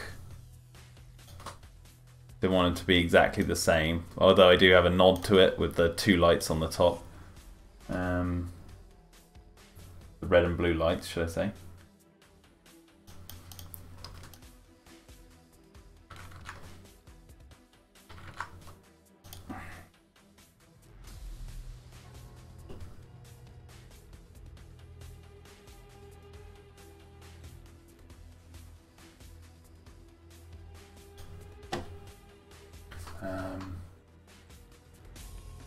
I could have worded that better, says Michael Pierce. I just meant it must be hard to keep things consistent with the lighting since the background is currently just white. Oh, yeah. I mean, that's the. I can always change the lighting in each shot. Like when I was doing the, you know, it might be because this shot here of the base from earlier on in the episode. I mean, this isn't the best. I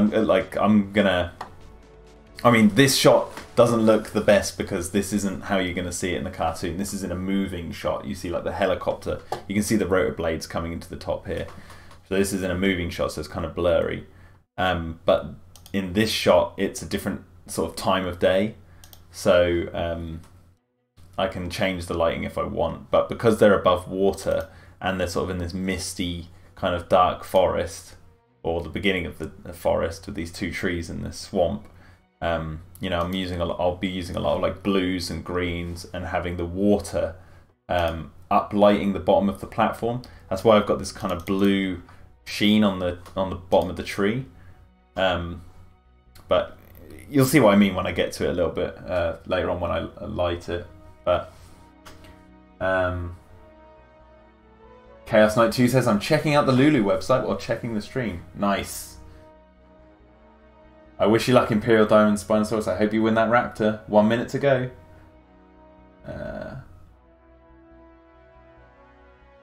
British Tyrannosaur says, holy moly, I jumped to 97 subs while I was away. I'm really close to my done 100 subs special I have planned. I have more work to do on it, I guess. I'll have to check that out, British Tyrannosaur, when you pass 100 subs. Michael Pearce says, I always thought the fences in Jurassic Park and even some in Jurassic World wouldn't do much for the bigger dinos. No. I mean, if you look at the way I've designed the fences in this one, it's not just they go across. There's like zigzags. It's like it's like a net. So if the dinosaur was to smash into it, it would like, you know, like be like a net that also electrocutes them. I remember this shot. It's changed so much. Looks incredible. I think you were working on the helicopter and the helipad the last time. This was a while ago on Twitch, says Michael Pearce. Oh yeah, cheers man. Oh yeah, I remember that. Yeah, I was working on this bit here. Yeah, I don't know if I have the...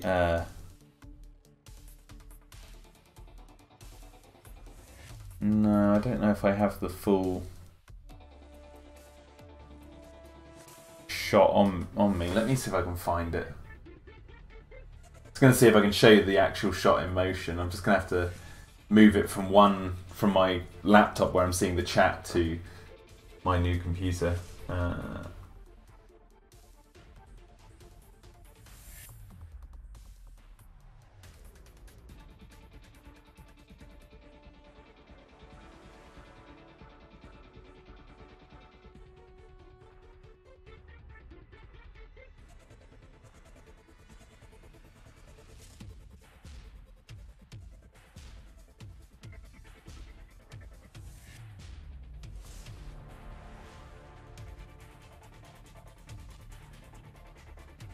Okay.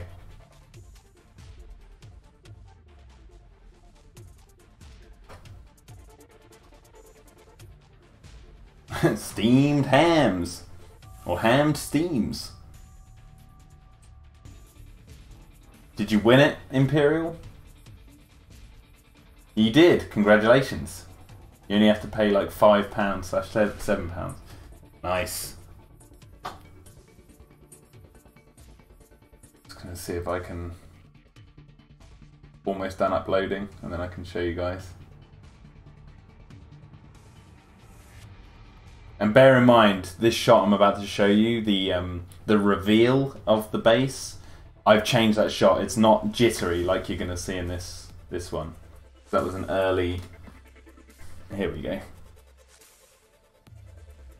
Let's quit that. I've got my laptop sort of slightly behind. There we go.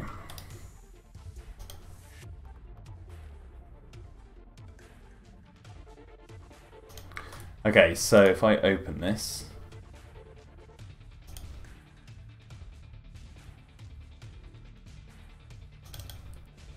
so yeah, bear in mind this shot here you're about to see is not jittery anymore. I've managed to work out how to make it not jittery. And there's the shot. There you go. Look if I drag that back. This shot's different as well. But yeah, you can see, so it's all like moving. I wonder what it looks like 100%. There you go. That's the actual size.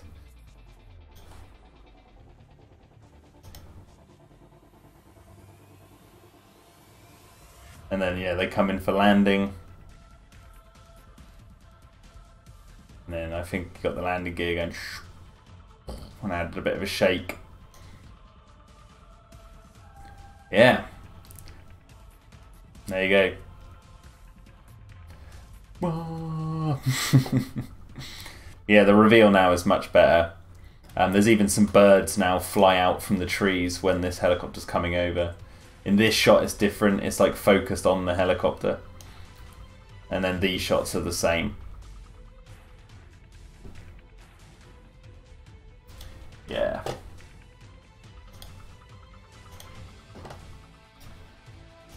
And there you go.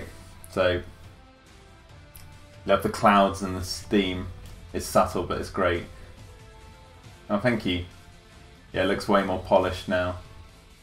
Nice. Nice attention to detail. Yeah, there's like there's more than that. Those shots are earlier. Like the ones I'm now doing, like the shots that I'm working on now, they look so much better because I'm honing my craft as I go with each one. Even if your focus is on writing the story, the art and main presentation ideas look great. Well, yeah, I like in order for people to take my story and the writing seriously, they're gonna have to take the artwork seriously. So that's the aim anyway.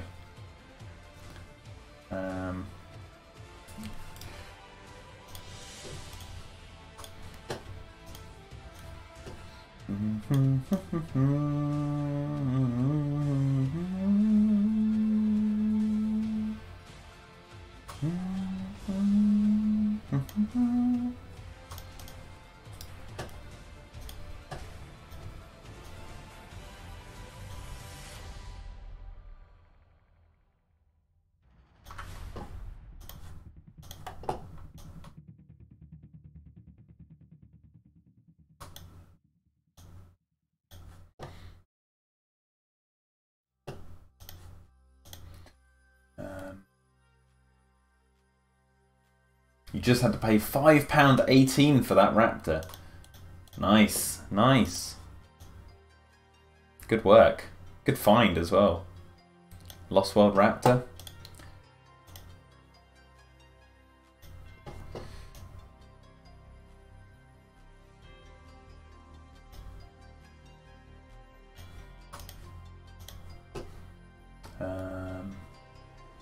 I can't wait to see the Dimetrodon.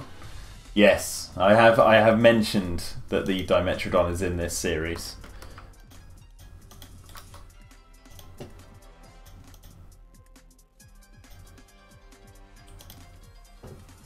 Right, so now I'm going to move this out of the way. Move the example up.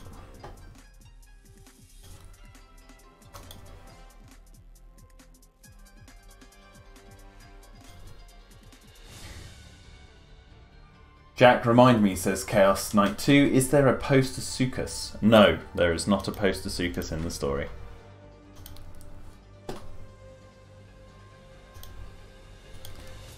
For those who are watching the stream who haven't heard yet, there's no T-Rex, no Stegosaurus, no Triceratops, no Spinosaurus, no Baryonyx, no Brachiosaurs, no Diplodocus, no Apatosaurs, no Allosaurus, no Velociraptors, no Deinonychus, or Deinonychus, however you want to pronounce it. No Compies, no Parasaurolophus. The dino species I'm going for are hopefully more, well, they are going to be considered more obscure than those ones. And I know Dimetrodon isn't a dinosaur before someone says, like, you just mentioned Dimetrodon, that's not a dinosaur.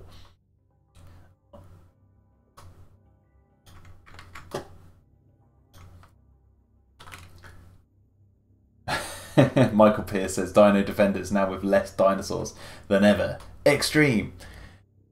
Well, I figured less is more. The ones I've confirmed online, because I haven't confirmed all of them, the ones I've confirmed online are Megalosaurus, Megaraptor, Dimetrodon, even though it's not a dinosaur, and the seal thing that you've seen swimming in the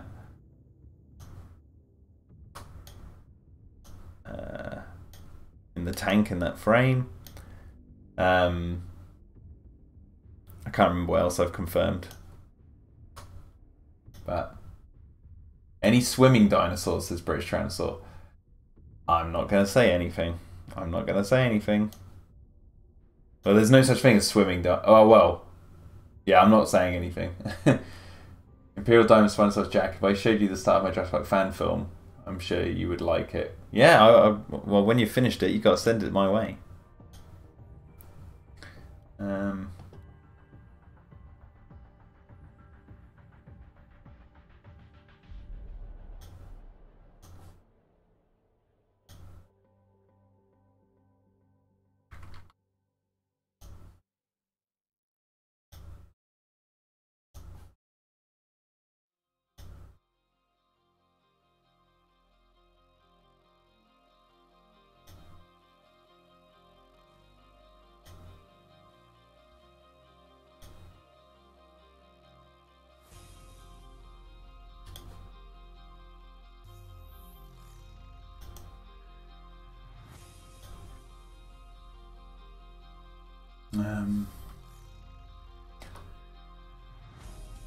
Michael Pierce, I'd imagine like Jurassic Park, the dinosaurs are just background in a way. The core is the themes and messages that come across. The dinosaurs help deliver that. Yes, yes. But it'd be a disservice to the name Dino-Defenders Extreme if I didn't have the dinosaurs be the sort of focus in a way. But yeah, you're right. It's like kind of like Jurassic Park in that sense. But I can't say what they are. But I was listening to some scientific discussions last night that were playing into the kind of themes that I want to bring up in Dino-Defenders. And this guy made this argument that I thought was brilliant, and so I was like, I'm actually going to sort of bring what he says to life in Dino-Defenders as part of the ethical and moral dilemma that the characters are facing, because it's not the same as what's in Jurassic Park. So it's taking it into a different direction than what we've seen in other forms of media. And hopefully, it'll be interesting.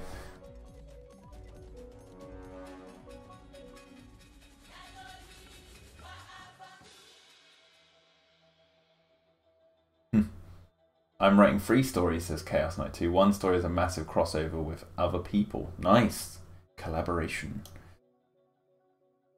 Collaboration is a really, really good thing. Except for if you're making like a cartoon series like this, that you want to get it done. Like you have a certain story you want to see in style and that, and you want to have it met certain criteria. I figured it's best to do this on my own.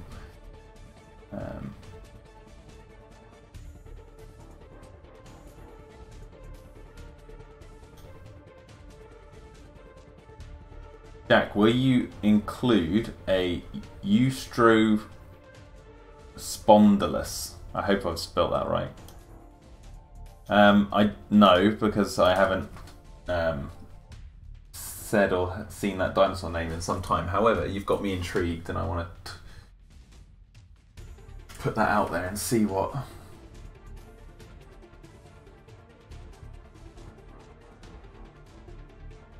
Oh, that's the one from Walking with Dinosaurs, isn't it? The one that gets eaten by the Liopleurodon. No, that's not in the cartoon. I'm learning with collaborations, says Chaos Knight.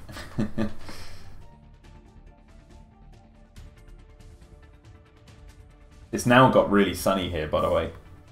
For those of you at the beginning of the stream who are asking what the weather was like.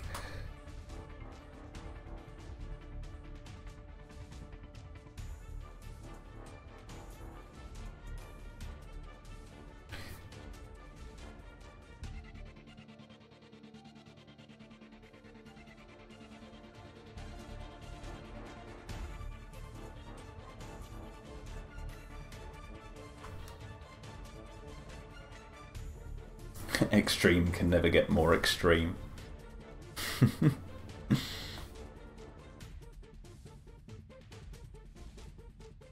I'm glad people are liking the title of it, because that is what will get people talking.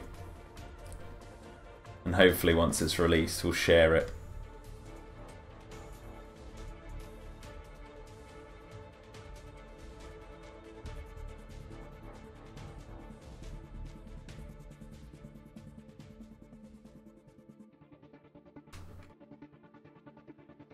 Currently 85 degrees and 7:40 AM here, says Chaos Knight. Jeez, that is some hot tamale.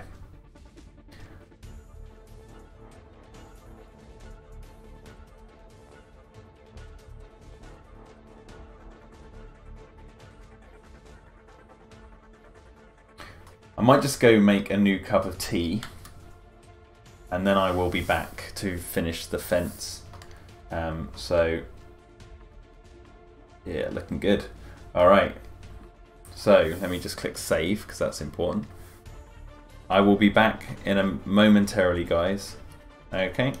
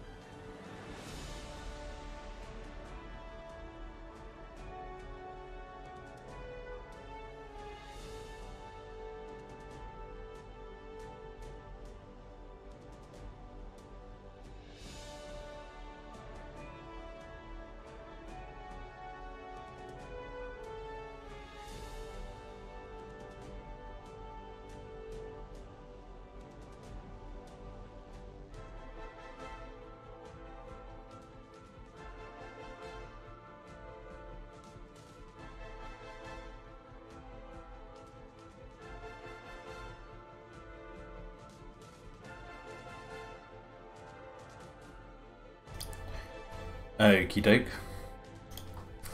I'm back. I'm thinking of actually changing the music. Let's have a look. What we got?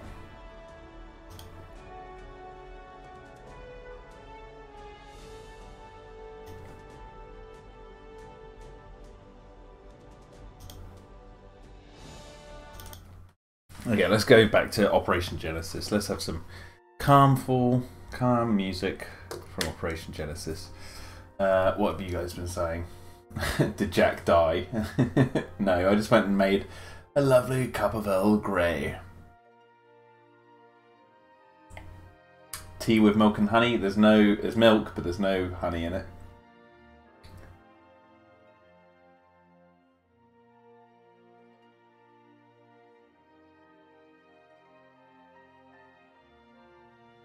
Maybe I'll produce a hardcore book, says Chaos Knight. Yo guys, when this stream hits 88 miles an hour, you're gonna see some serious shit. Yeah. Right now what I need is a brighter.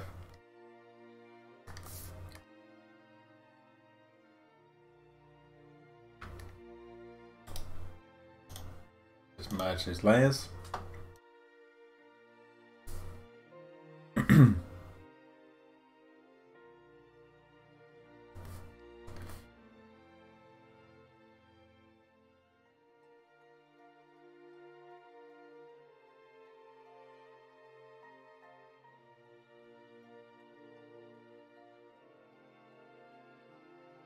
Oh yeah, I did that wrong.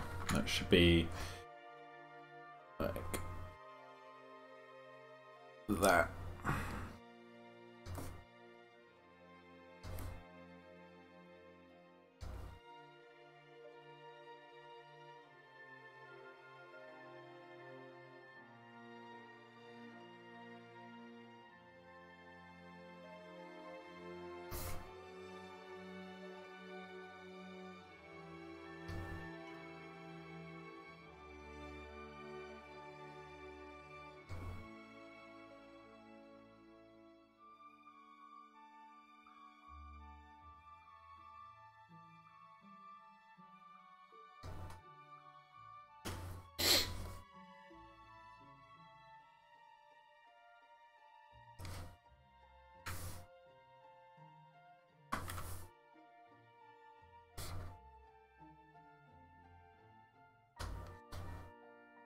Just move the chair a bit closer.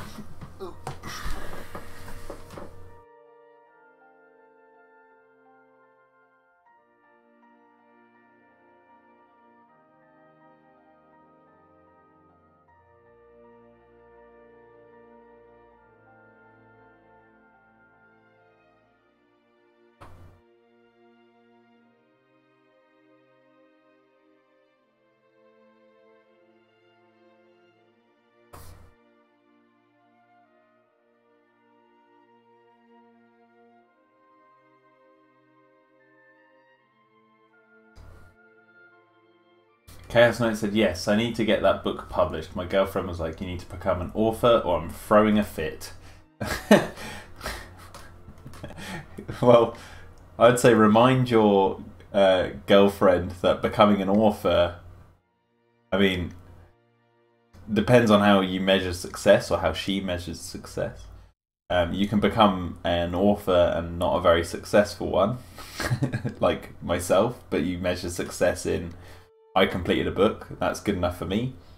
Or if she means an actual published author, you might need to just remind her that becoming a published author is probably the hardest profession to get into.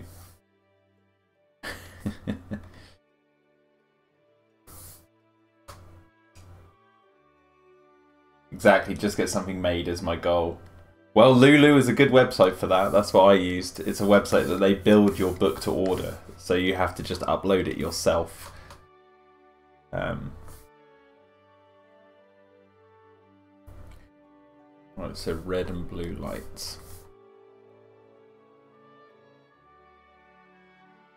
Yo, Ian Bunce. Or Boos, Bunce, Beast. I always get this. Every time you come into the chat, Ian.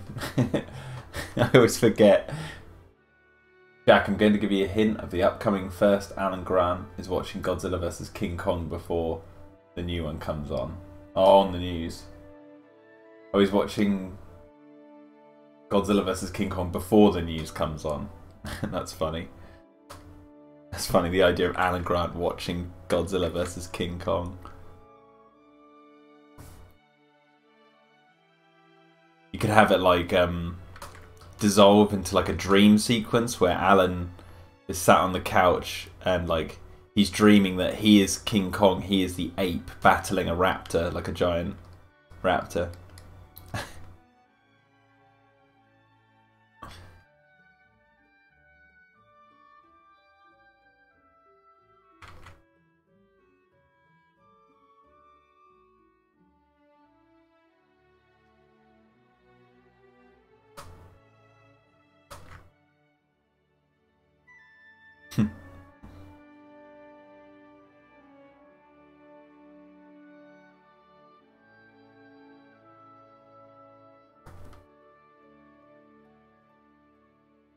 It's like he's watching Godzilla versus King Kong, and yeah, he just sort of slumps back and he's like looks really tired, and then it dissolves into his dream.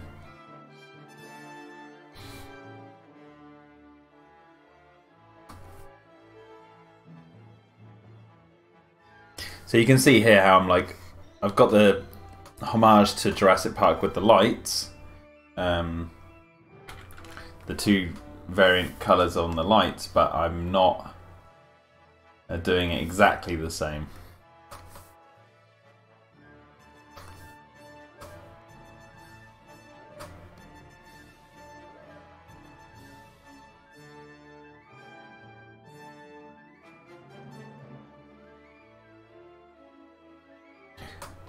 Yes, Chaos Knight, there is going to be an Amargasaurus toy and the Brachiosaurus, which is amazing. I'm like the inner 8-year-old inside me is super jealous that this generation finally gets a you know, correct size Brachiosaurus toy for their action figures. That's something I would have loved as a kid. But I'll be enjoying that through my little nephew if he gets it. Which, if it's out before Christmas and I can find it, I'll probably get him that and the Spinosaurus. If I can. If I can afford it, that is. It might be stupidly expensive. We are kids at heart, Chaos. That's why I'm making this cartoon series. Because this is essentially me playing with my action figures, but doing it through very meticulous scene building. Like you're seeing the game that is in my head. There we go, look at that.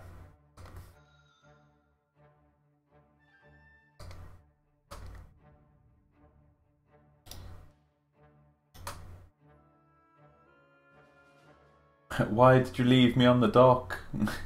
Oh, you want me to do that again? Alright, I'll do what I did yesterday and the day before. If it works, here we go. It's the ghost of the Brachiosaurus. Why did you leave me on the dock? I burned to a crisp. There you go.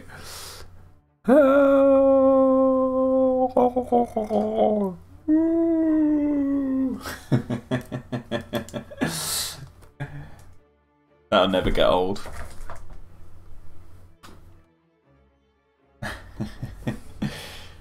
Good old green screen. Every time. Yeah, I know. Every single time I stream, I'm going to do that.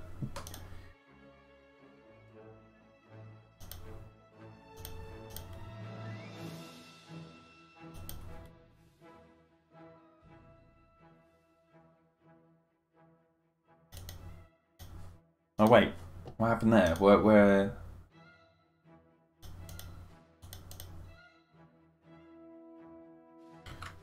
Oh. I just realised the lights went missing on this one for some reason.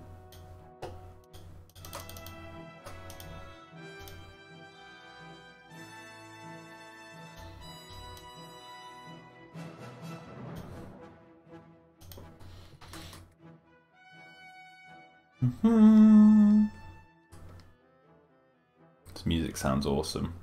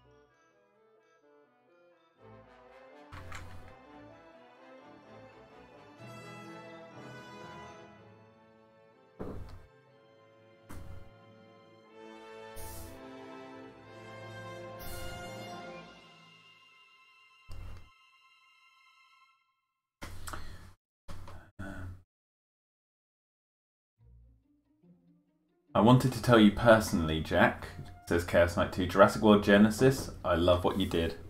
Oh, thanks, man. It was a fun project to work on, and I wish you guys could have seen the rest. But external forces prevented us, so...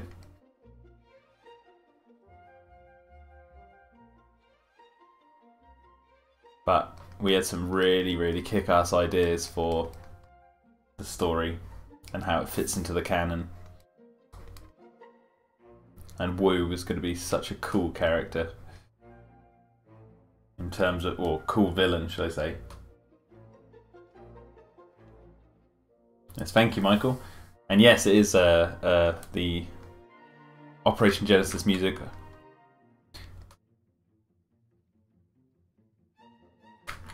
I usually stream with these soundtracks because, or at least the Operation Genesis soundtrack, because it's peaceful and it's rather fitting.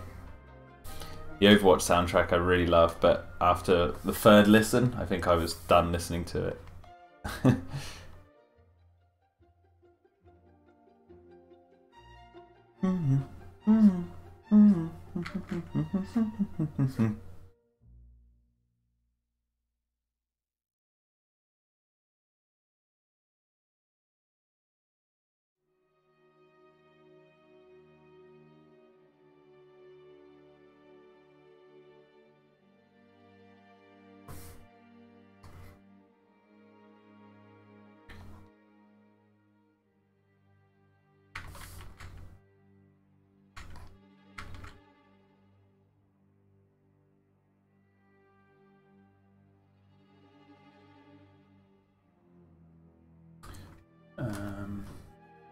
An adult Dilophosaurus, the way it walked into the scene, wow. Oh yeah, that sequence was going to be pretty crucial to the character of Wu. And, you know, finally seeing an adult Dilophosaurus. And Yaroslav's artwork for that, which the concept art for that sequence was just phenomenal. That's not the only piece of concept art he did for it, but I'm not going to show everyone what he did because, you know, if we ever get the chance to do something more official, I want to save what we were going to do for that. So it's all secret.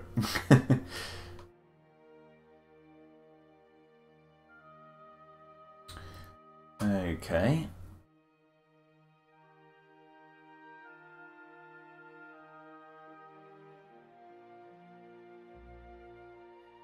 I don't think I need the example now.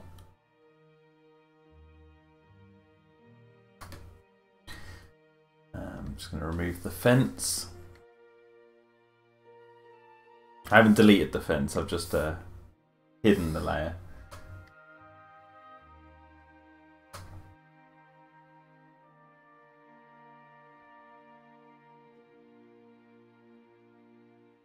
Fun fact, Jurassic Park Operation Genesis was one of the few games made in Australia that was good, says Michael Pierce. Oh really? I had no idea that it was an Australian production. That is interesting. That piques my interest.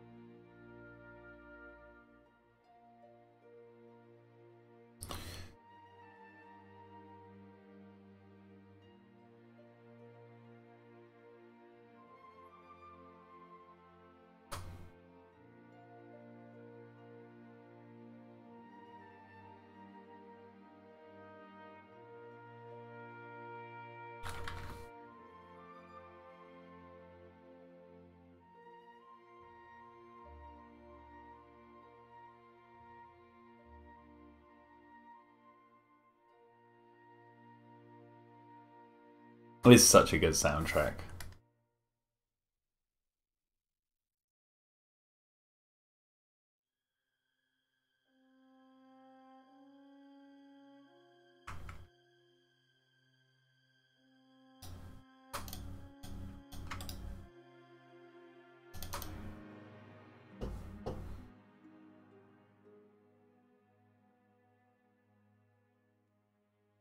Alright, let's add a little bit of detail on this. Go to here.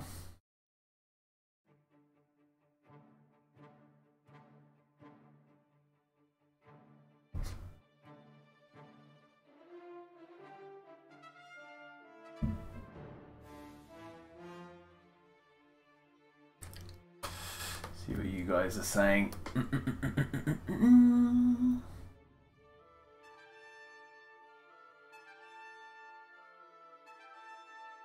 We have over 3 hours of music in Jurassic Explorer now with Seasons 2 new music when put together. So proud of it. All original music and melodies written for each scene. Nice! Hey, if you could let me use it in the backs of my streams and then I could plug Explorer if you want. Give me more music for the streams rather than listening to Overwatch and Operation Genesis over and over again. Could have a special Explorer stream. I'm kidding. I love these streams, says Dylan Dino. Thank you.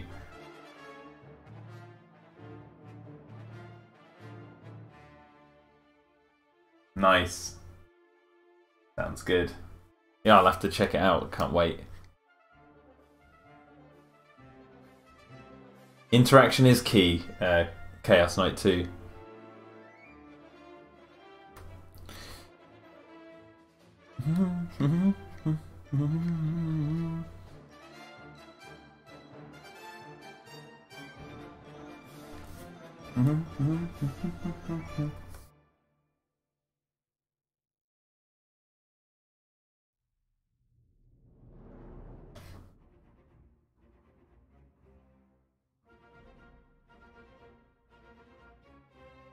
I think Dylan, Imperial Diamond, he listens into the stream.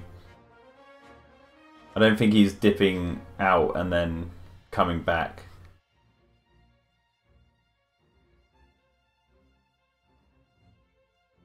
I think that's my assumption anyway.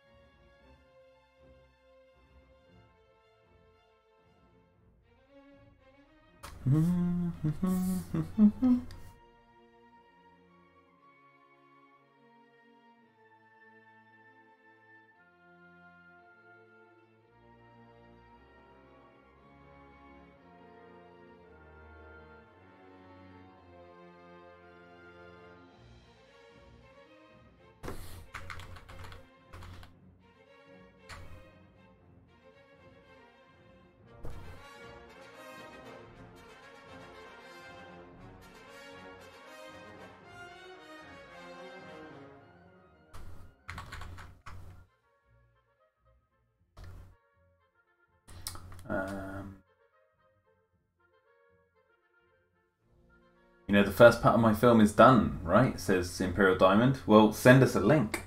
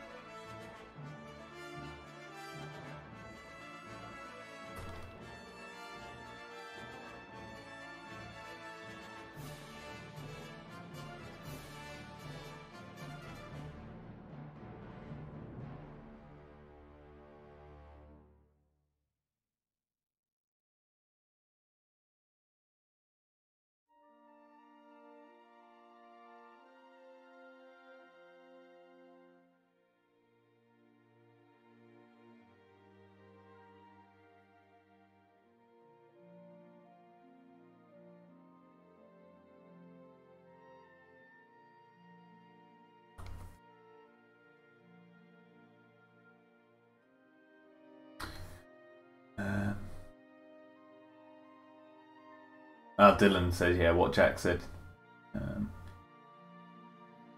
Well, if you're ever interested in the score, says Michael Pierce, we've got most of it uploaded to our music producer's SoundCloud. Okay. It's extremely good. Ooh. What's the name of it? I'll have to, I'll pop it on now if I can. If you'll permit me.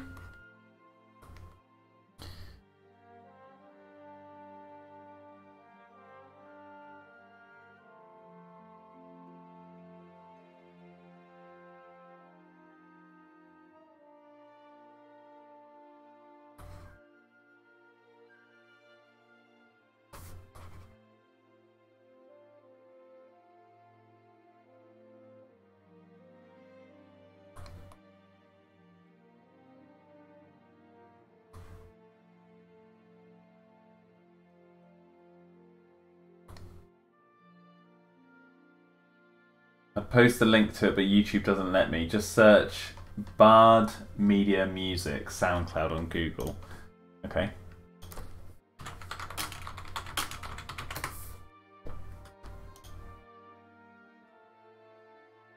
Aha! I've got it. I've got it. Right. Let's give this a listen. What we got? Is there a play all button on SoundCloud?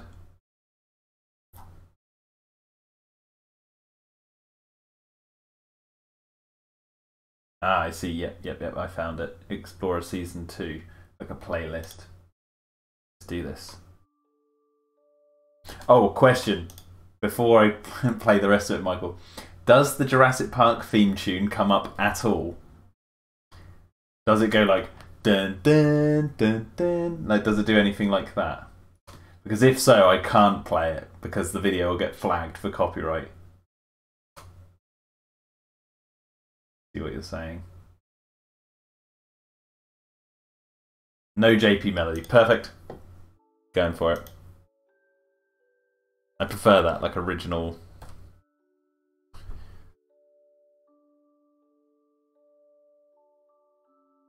Ooh, I like this.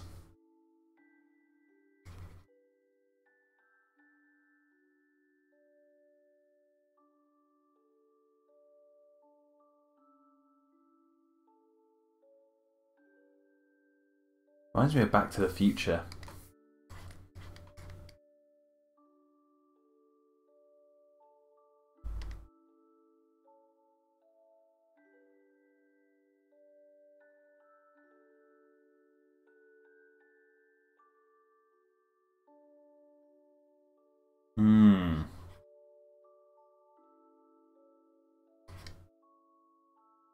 Oh, I like it.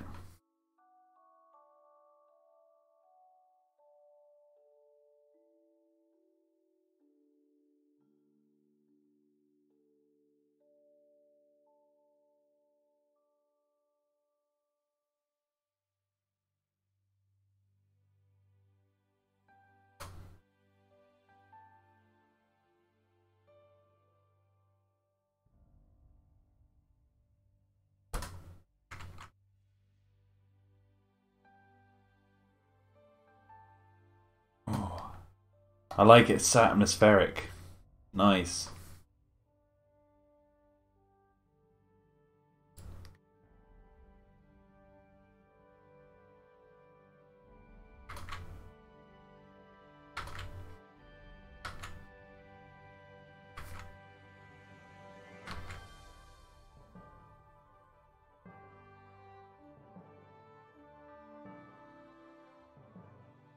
The first track, the one you're listening to, starts off nice and calm, a little melody at the start, and inspired by Tree from My Bed. Yeah.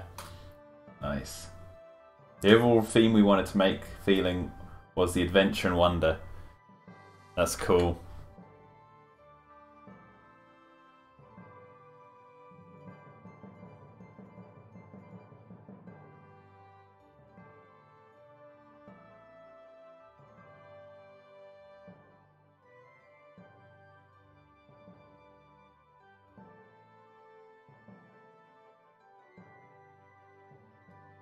Nice little nod to Jurassic World there.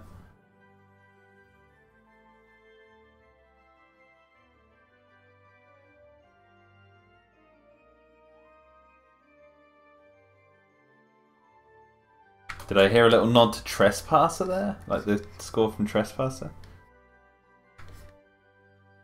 Good.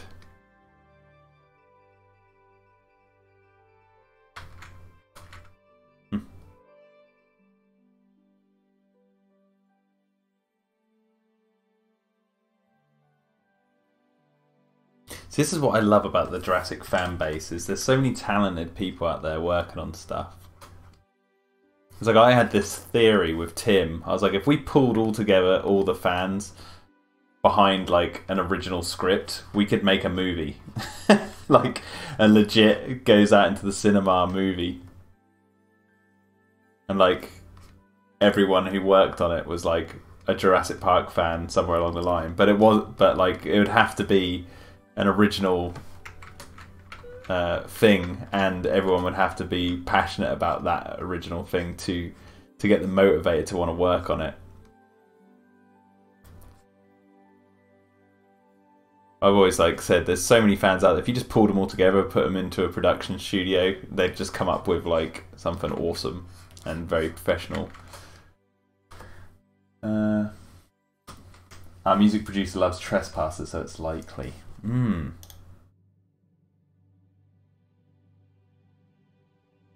Oh, it's Bernard Kaya, yes. He works with Dylan, not Dylan, with Derek Davis, right?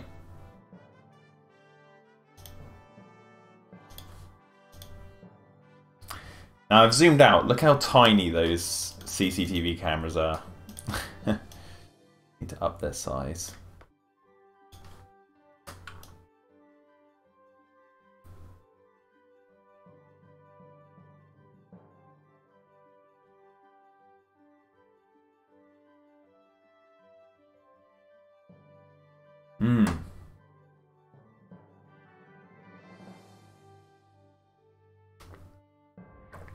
Michael Pearce says, I'm glad that people like Colin are also straight up fans too, active in the community, even if everyone doesn't agree with his visions all the time. Yeah, Colin's awesome.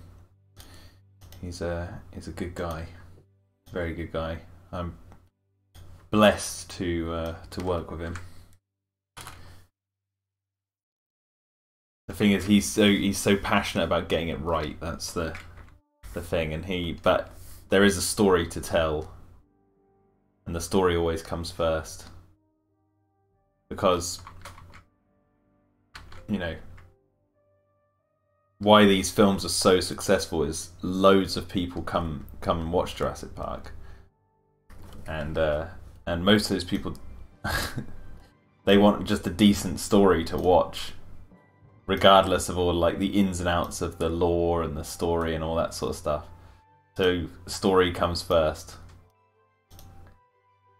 It just so happens that the stories they're telling, in my opinion, are pretty darn awesome. Pretty dang sweet.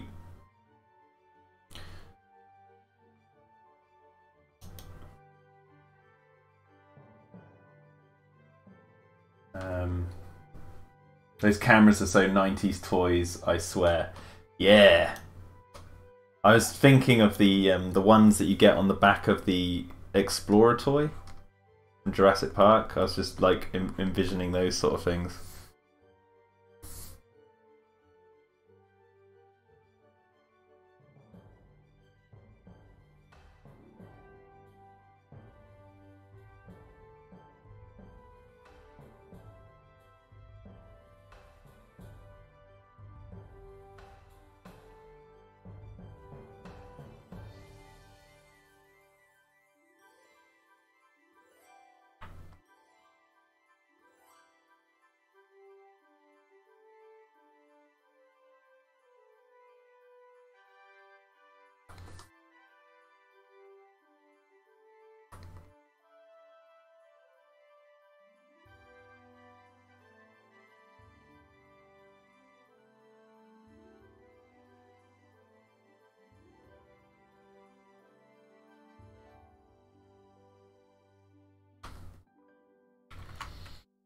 It's not just about copy and pasting, but altering. So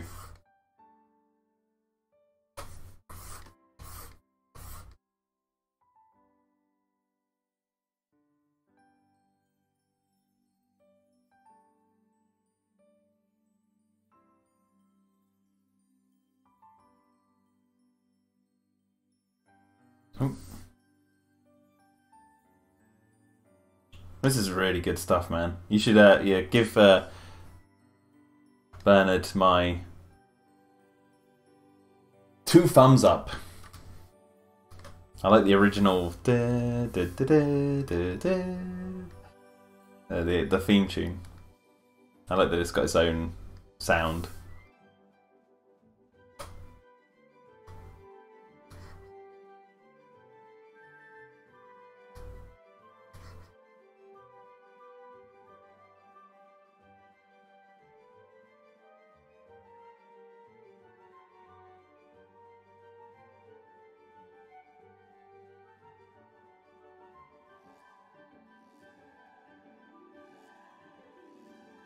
Oh, I like that little bit in the music. That was good.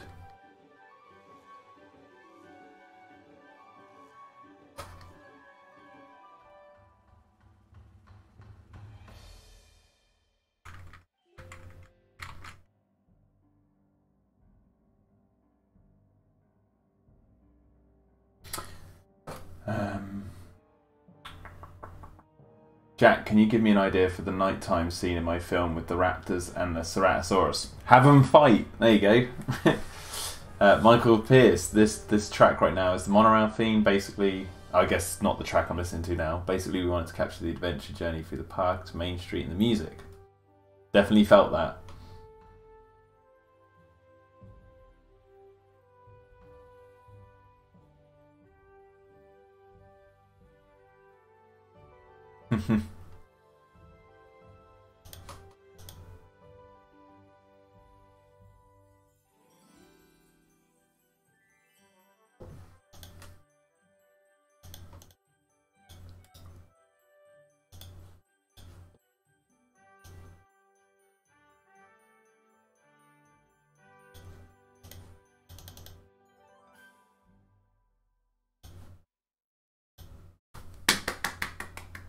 Bravo! Bravo! I don't have a rose to throw. Oh, I like this. Unless it's an advert. Nope, I like it. Yeah.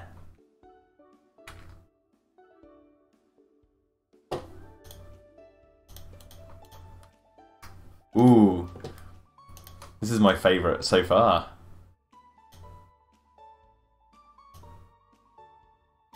It's different. What is this? The Emporium.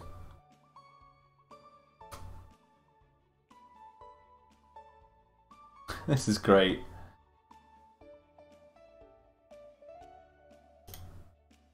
The wacky track playing right now is the theme in our shop. We have a shop system ran by Mr. DNA and Mr. DNA's Emporium. This is great, man.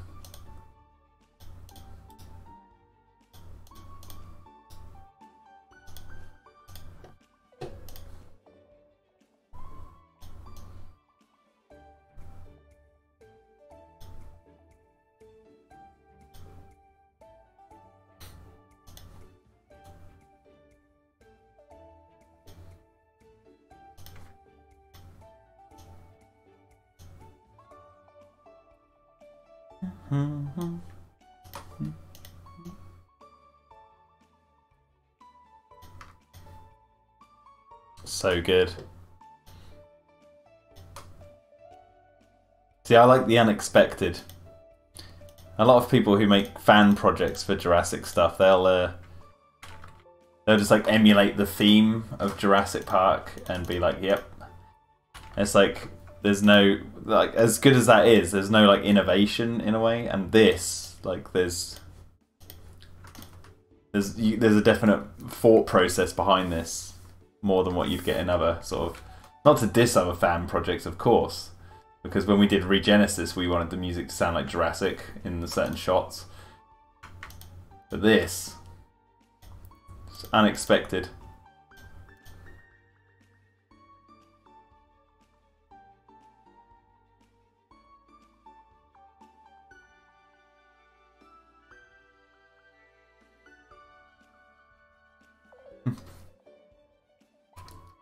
Suit's doing art as well. Welcome to Jack Does Art. Ding, ding, ding.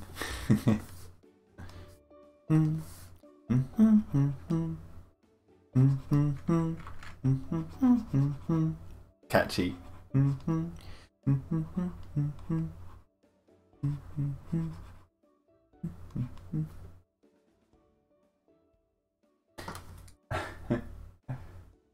Been really fun kind of giving Mr. DNA a story and personality. Exactly, we wanted to do something unique, keep it feeling Jurassic, but be our own twist on it. Yeah, that is what it's all about.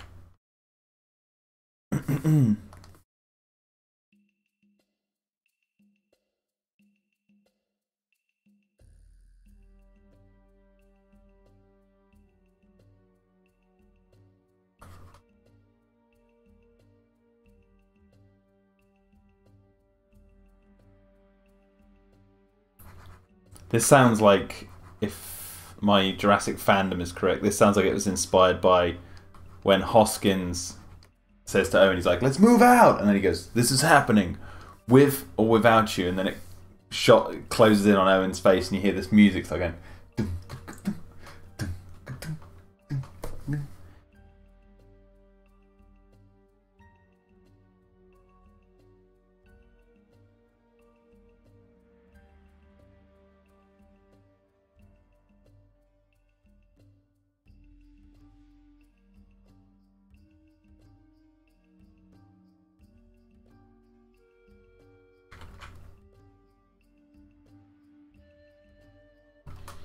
In the game, you can customize Main Street by buying add-ons, decorations, and stuff. This track, there's a theme where you get one of the shops on Main Street.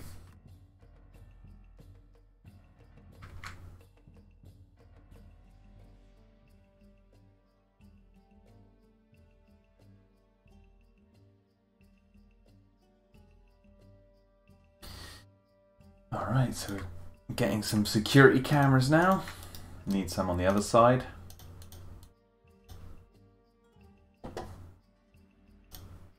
And you notice that the cameras are facing out, not in.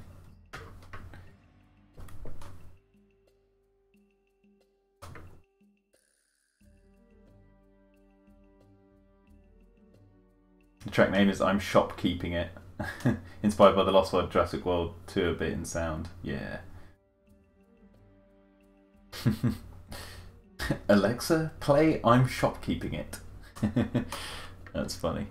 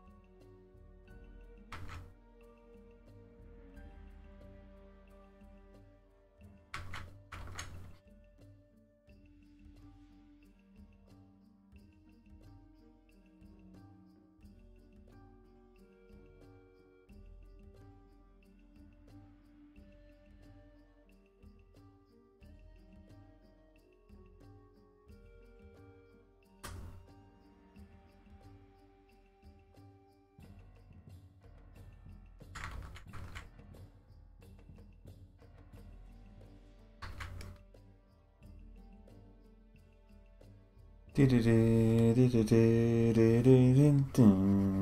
can hear it.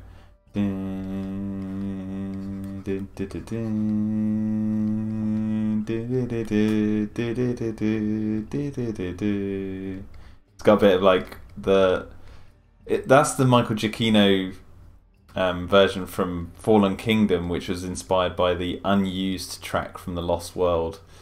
There's that unused track from the behind the scenes run, so it's like I forget how it goes now. But there's like a track in The Lost World that is on the credits of like the making of or something. And Michael Giacchino used the same notes for the Wheatley scene. That's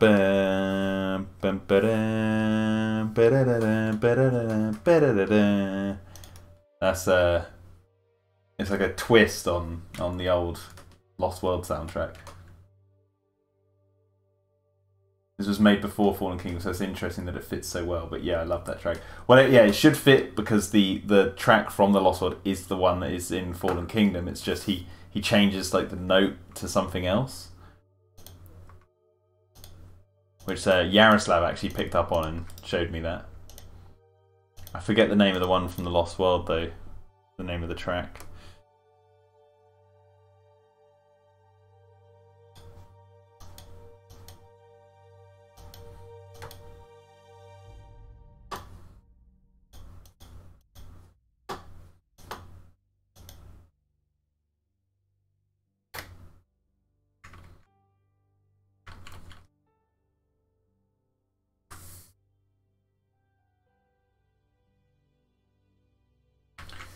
Okay, I might have to stop the stream soon, guys, because I've been doing this for nearly 3 hours.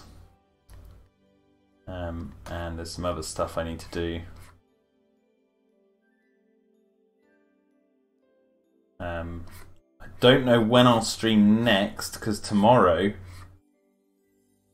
I'm babysitting my nephew, so we're watching probably Jurassic and or Godzilla or something. I'll take over.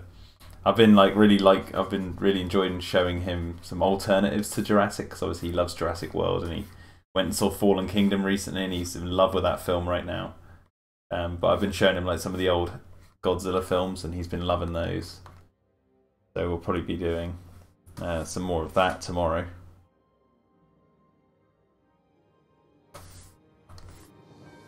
So I don't know if I'll stream until like maybe later on in the week. But I've got other videos that I'm working on before I stream next as well. So we're filming a Black Sack tonight. We've got another Black Sack in the works right now, and my next King Kong video should be out sometime, hopefully this week. The next Kong Skull Island or Skull Island Files video. So look out for those. Seeing what you guys are saying. If you listen to Another Island, it's on the track segment of the SoundCloud. You'll hear the track heavily inspired by the one you're talking about. Okay, I'll do that now. Another Island, did you say? Yeah.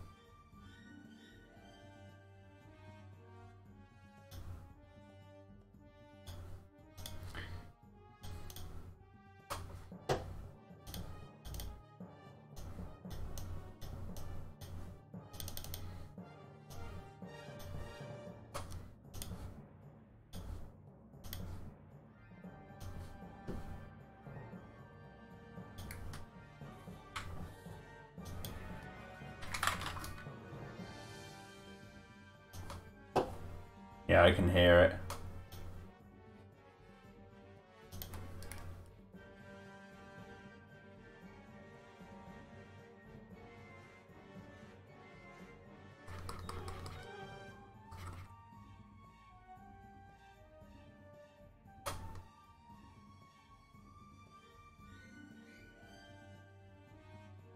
I might condense my book to 300 pages. Have a great day and night, Jack, says Chaos Knight. Michael Pierce, it's been a great stream as always. Really appreciate you taking the time out and sharing it with us. Well, I'm not going just yet. It's going to be soon. It's going to be soon. But thank you guys. I want to like just add some nuts and bolts, and then I'll end the stream. Let me do that then.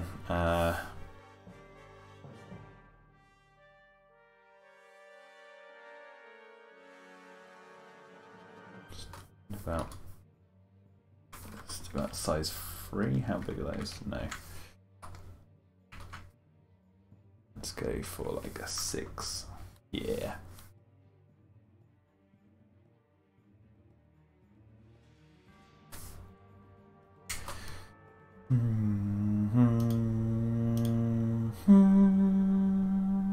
Yeah, love that Lost World reference right there.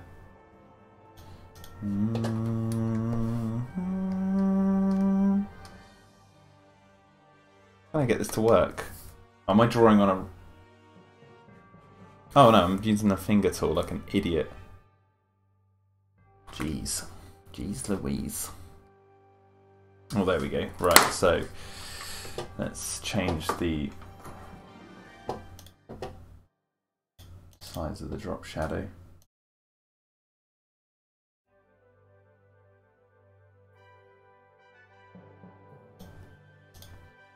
Okay, so we got that right. Let's add some bolts.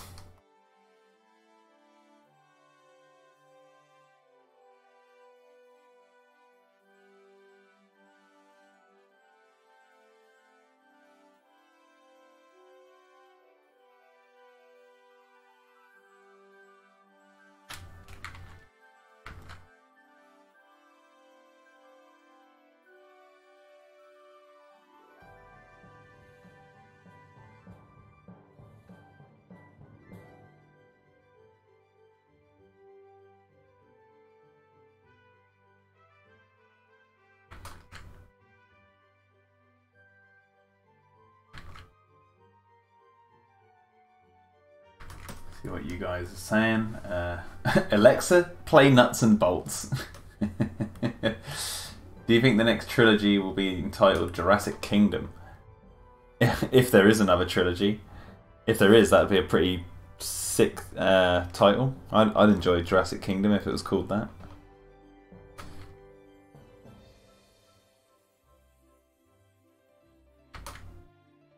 Well, like this.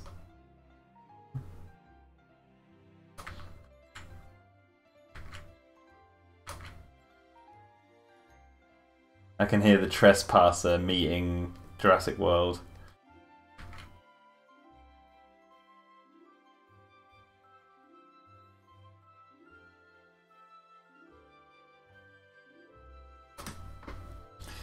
Yeah, I don't know. Honestly, I don't know what the title of the next film is. If it's Extinction, I wouldn't be surprised. But that's pure speculation. I don't know anything. Colin hasn't told me anything, so don't be assuming that I know what the title is.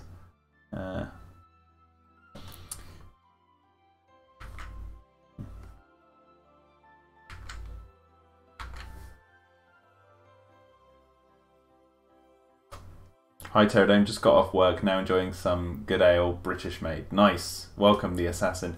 I'm sorry, I'm not going to be streaming for much longer. I'm just doing these nuts and bolts. And then I'll be off. Because I've been streaming for 3 hours, 2 minutes. So...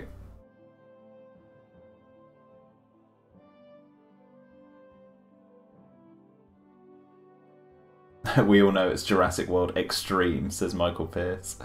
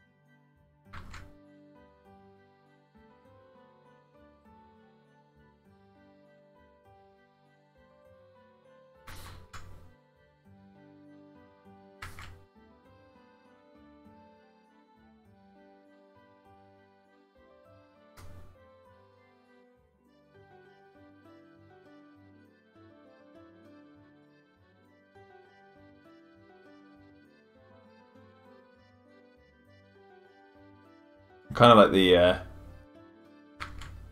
almost French quality to this one.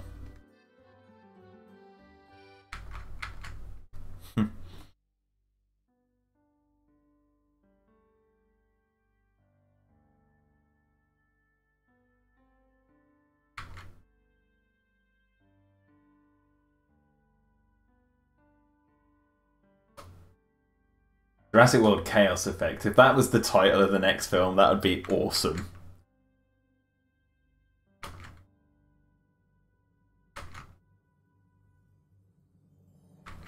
Even if there's no hybrids in it.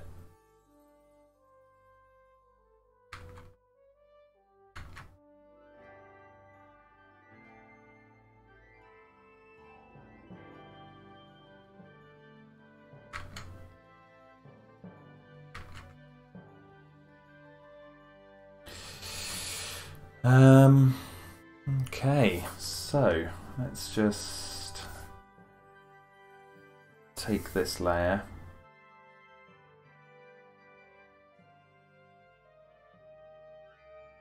Just darken that ever so slightly.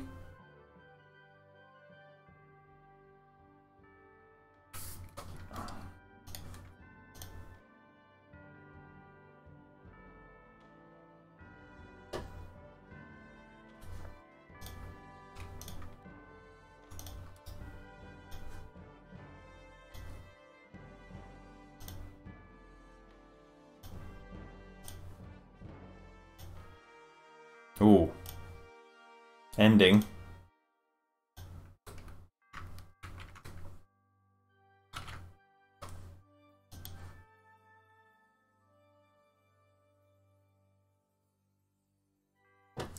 I liked it. That was good.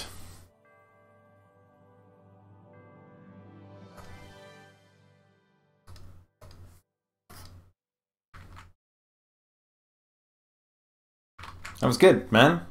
Oh, are we playing it again? That was the promo song. I'll stop it there. Michael, great stuff. Really good. Loved it.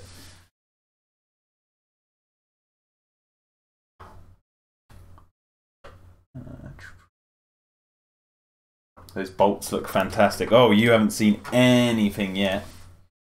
Let me just copy this layer because I'm going to redo that actually. Because you just reminded me that I forgot to do one thing with the bolts.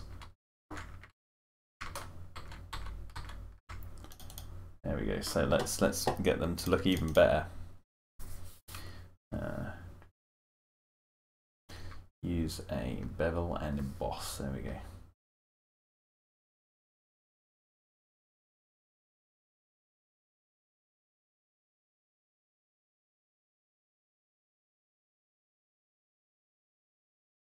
There we go. Get the lighting on them like that.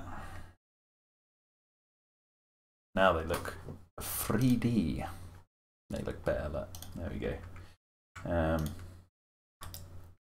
Merge those and then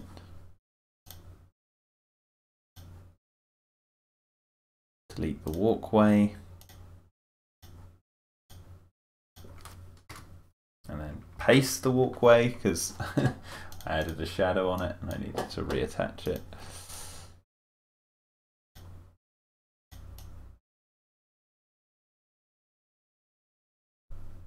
Let's get the walkway looking right.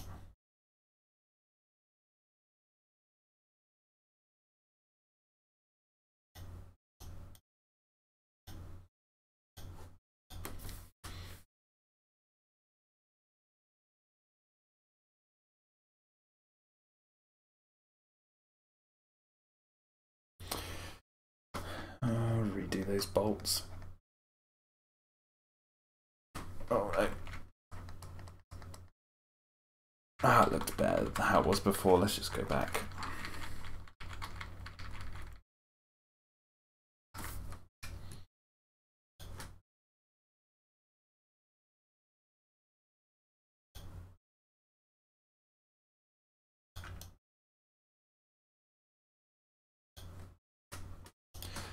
Okay, let's add that, merge that layer there. There we go, guys. That is what I've done in today's stream. And obviously that is this little thing here of the map, but looking at it from a different direction. And so, yeah, I really hope you've enjoyed today's stream. It's been great conversations as always. Just to remind you guys one more time, if you can go to the old Patreon and donate some money to help with the cause, that would be amazing, but you don't have to. But every little helps. I really hope you guys have enjoyed today's stream, and I will definitely be archiving this one on the YouTube channel as opposed to yesterday's 4.5 hour long stream, which I'm not going to put up, but this one will be live maybe within the next like 2 or 3 days. I'll archive this one on the channel so you can come back and watch it if you want to. But yeah, I hope you've enjoyed it. We're out from under the ground in Dino-Defenders, we're now back into the jungles. So I really hope you've enjoyed this stream. I'm now going to go off and have a shower and then get ready to film a Black Sack for the channel.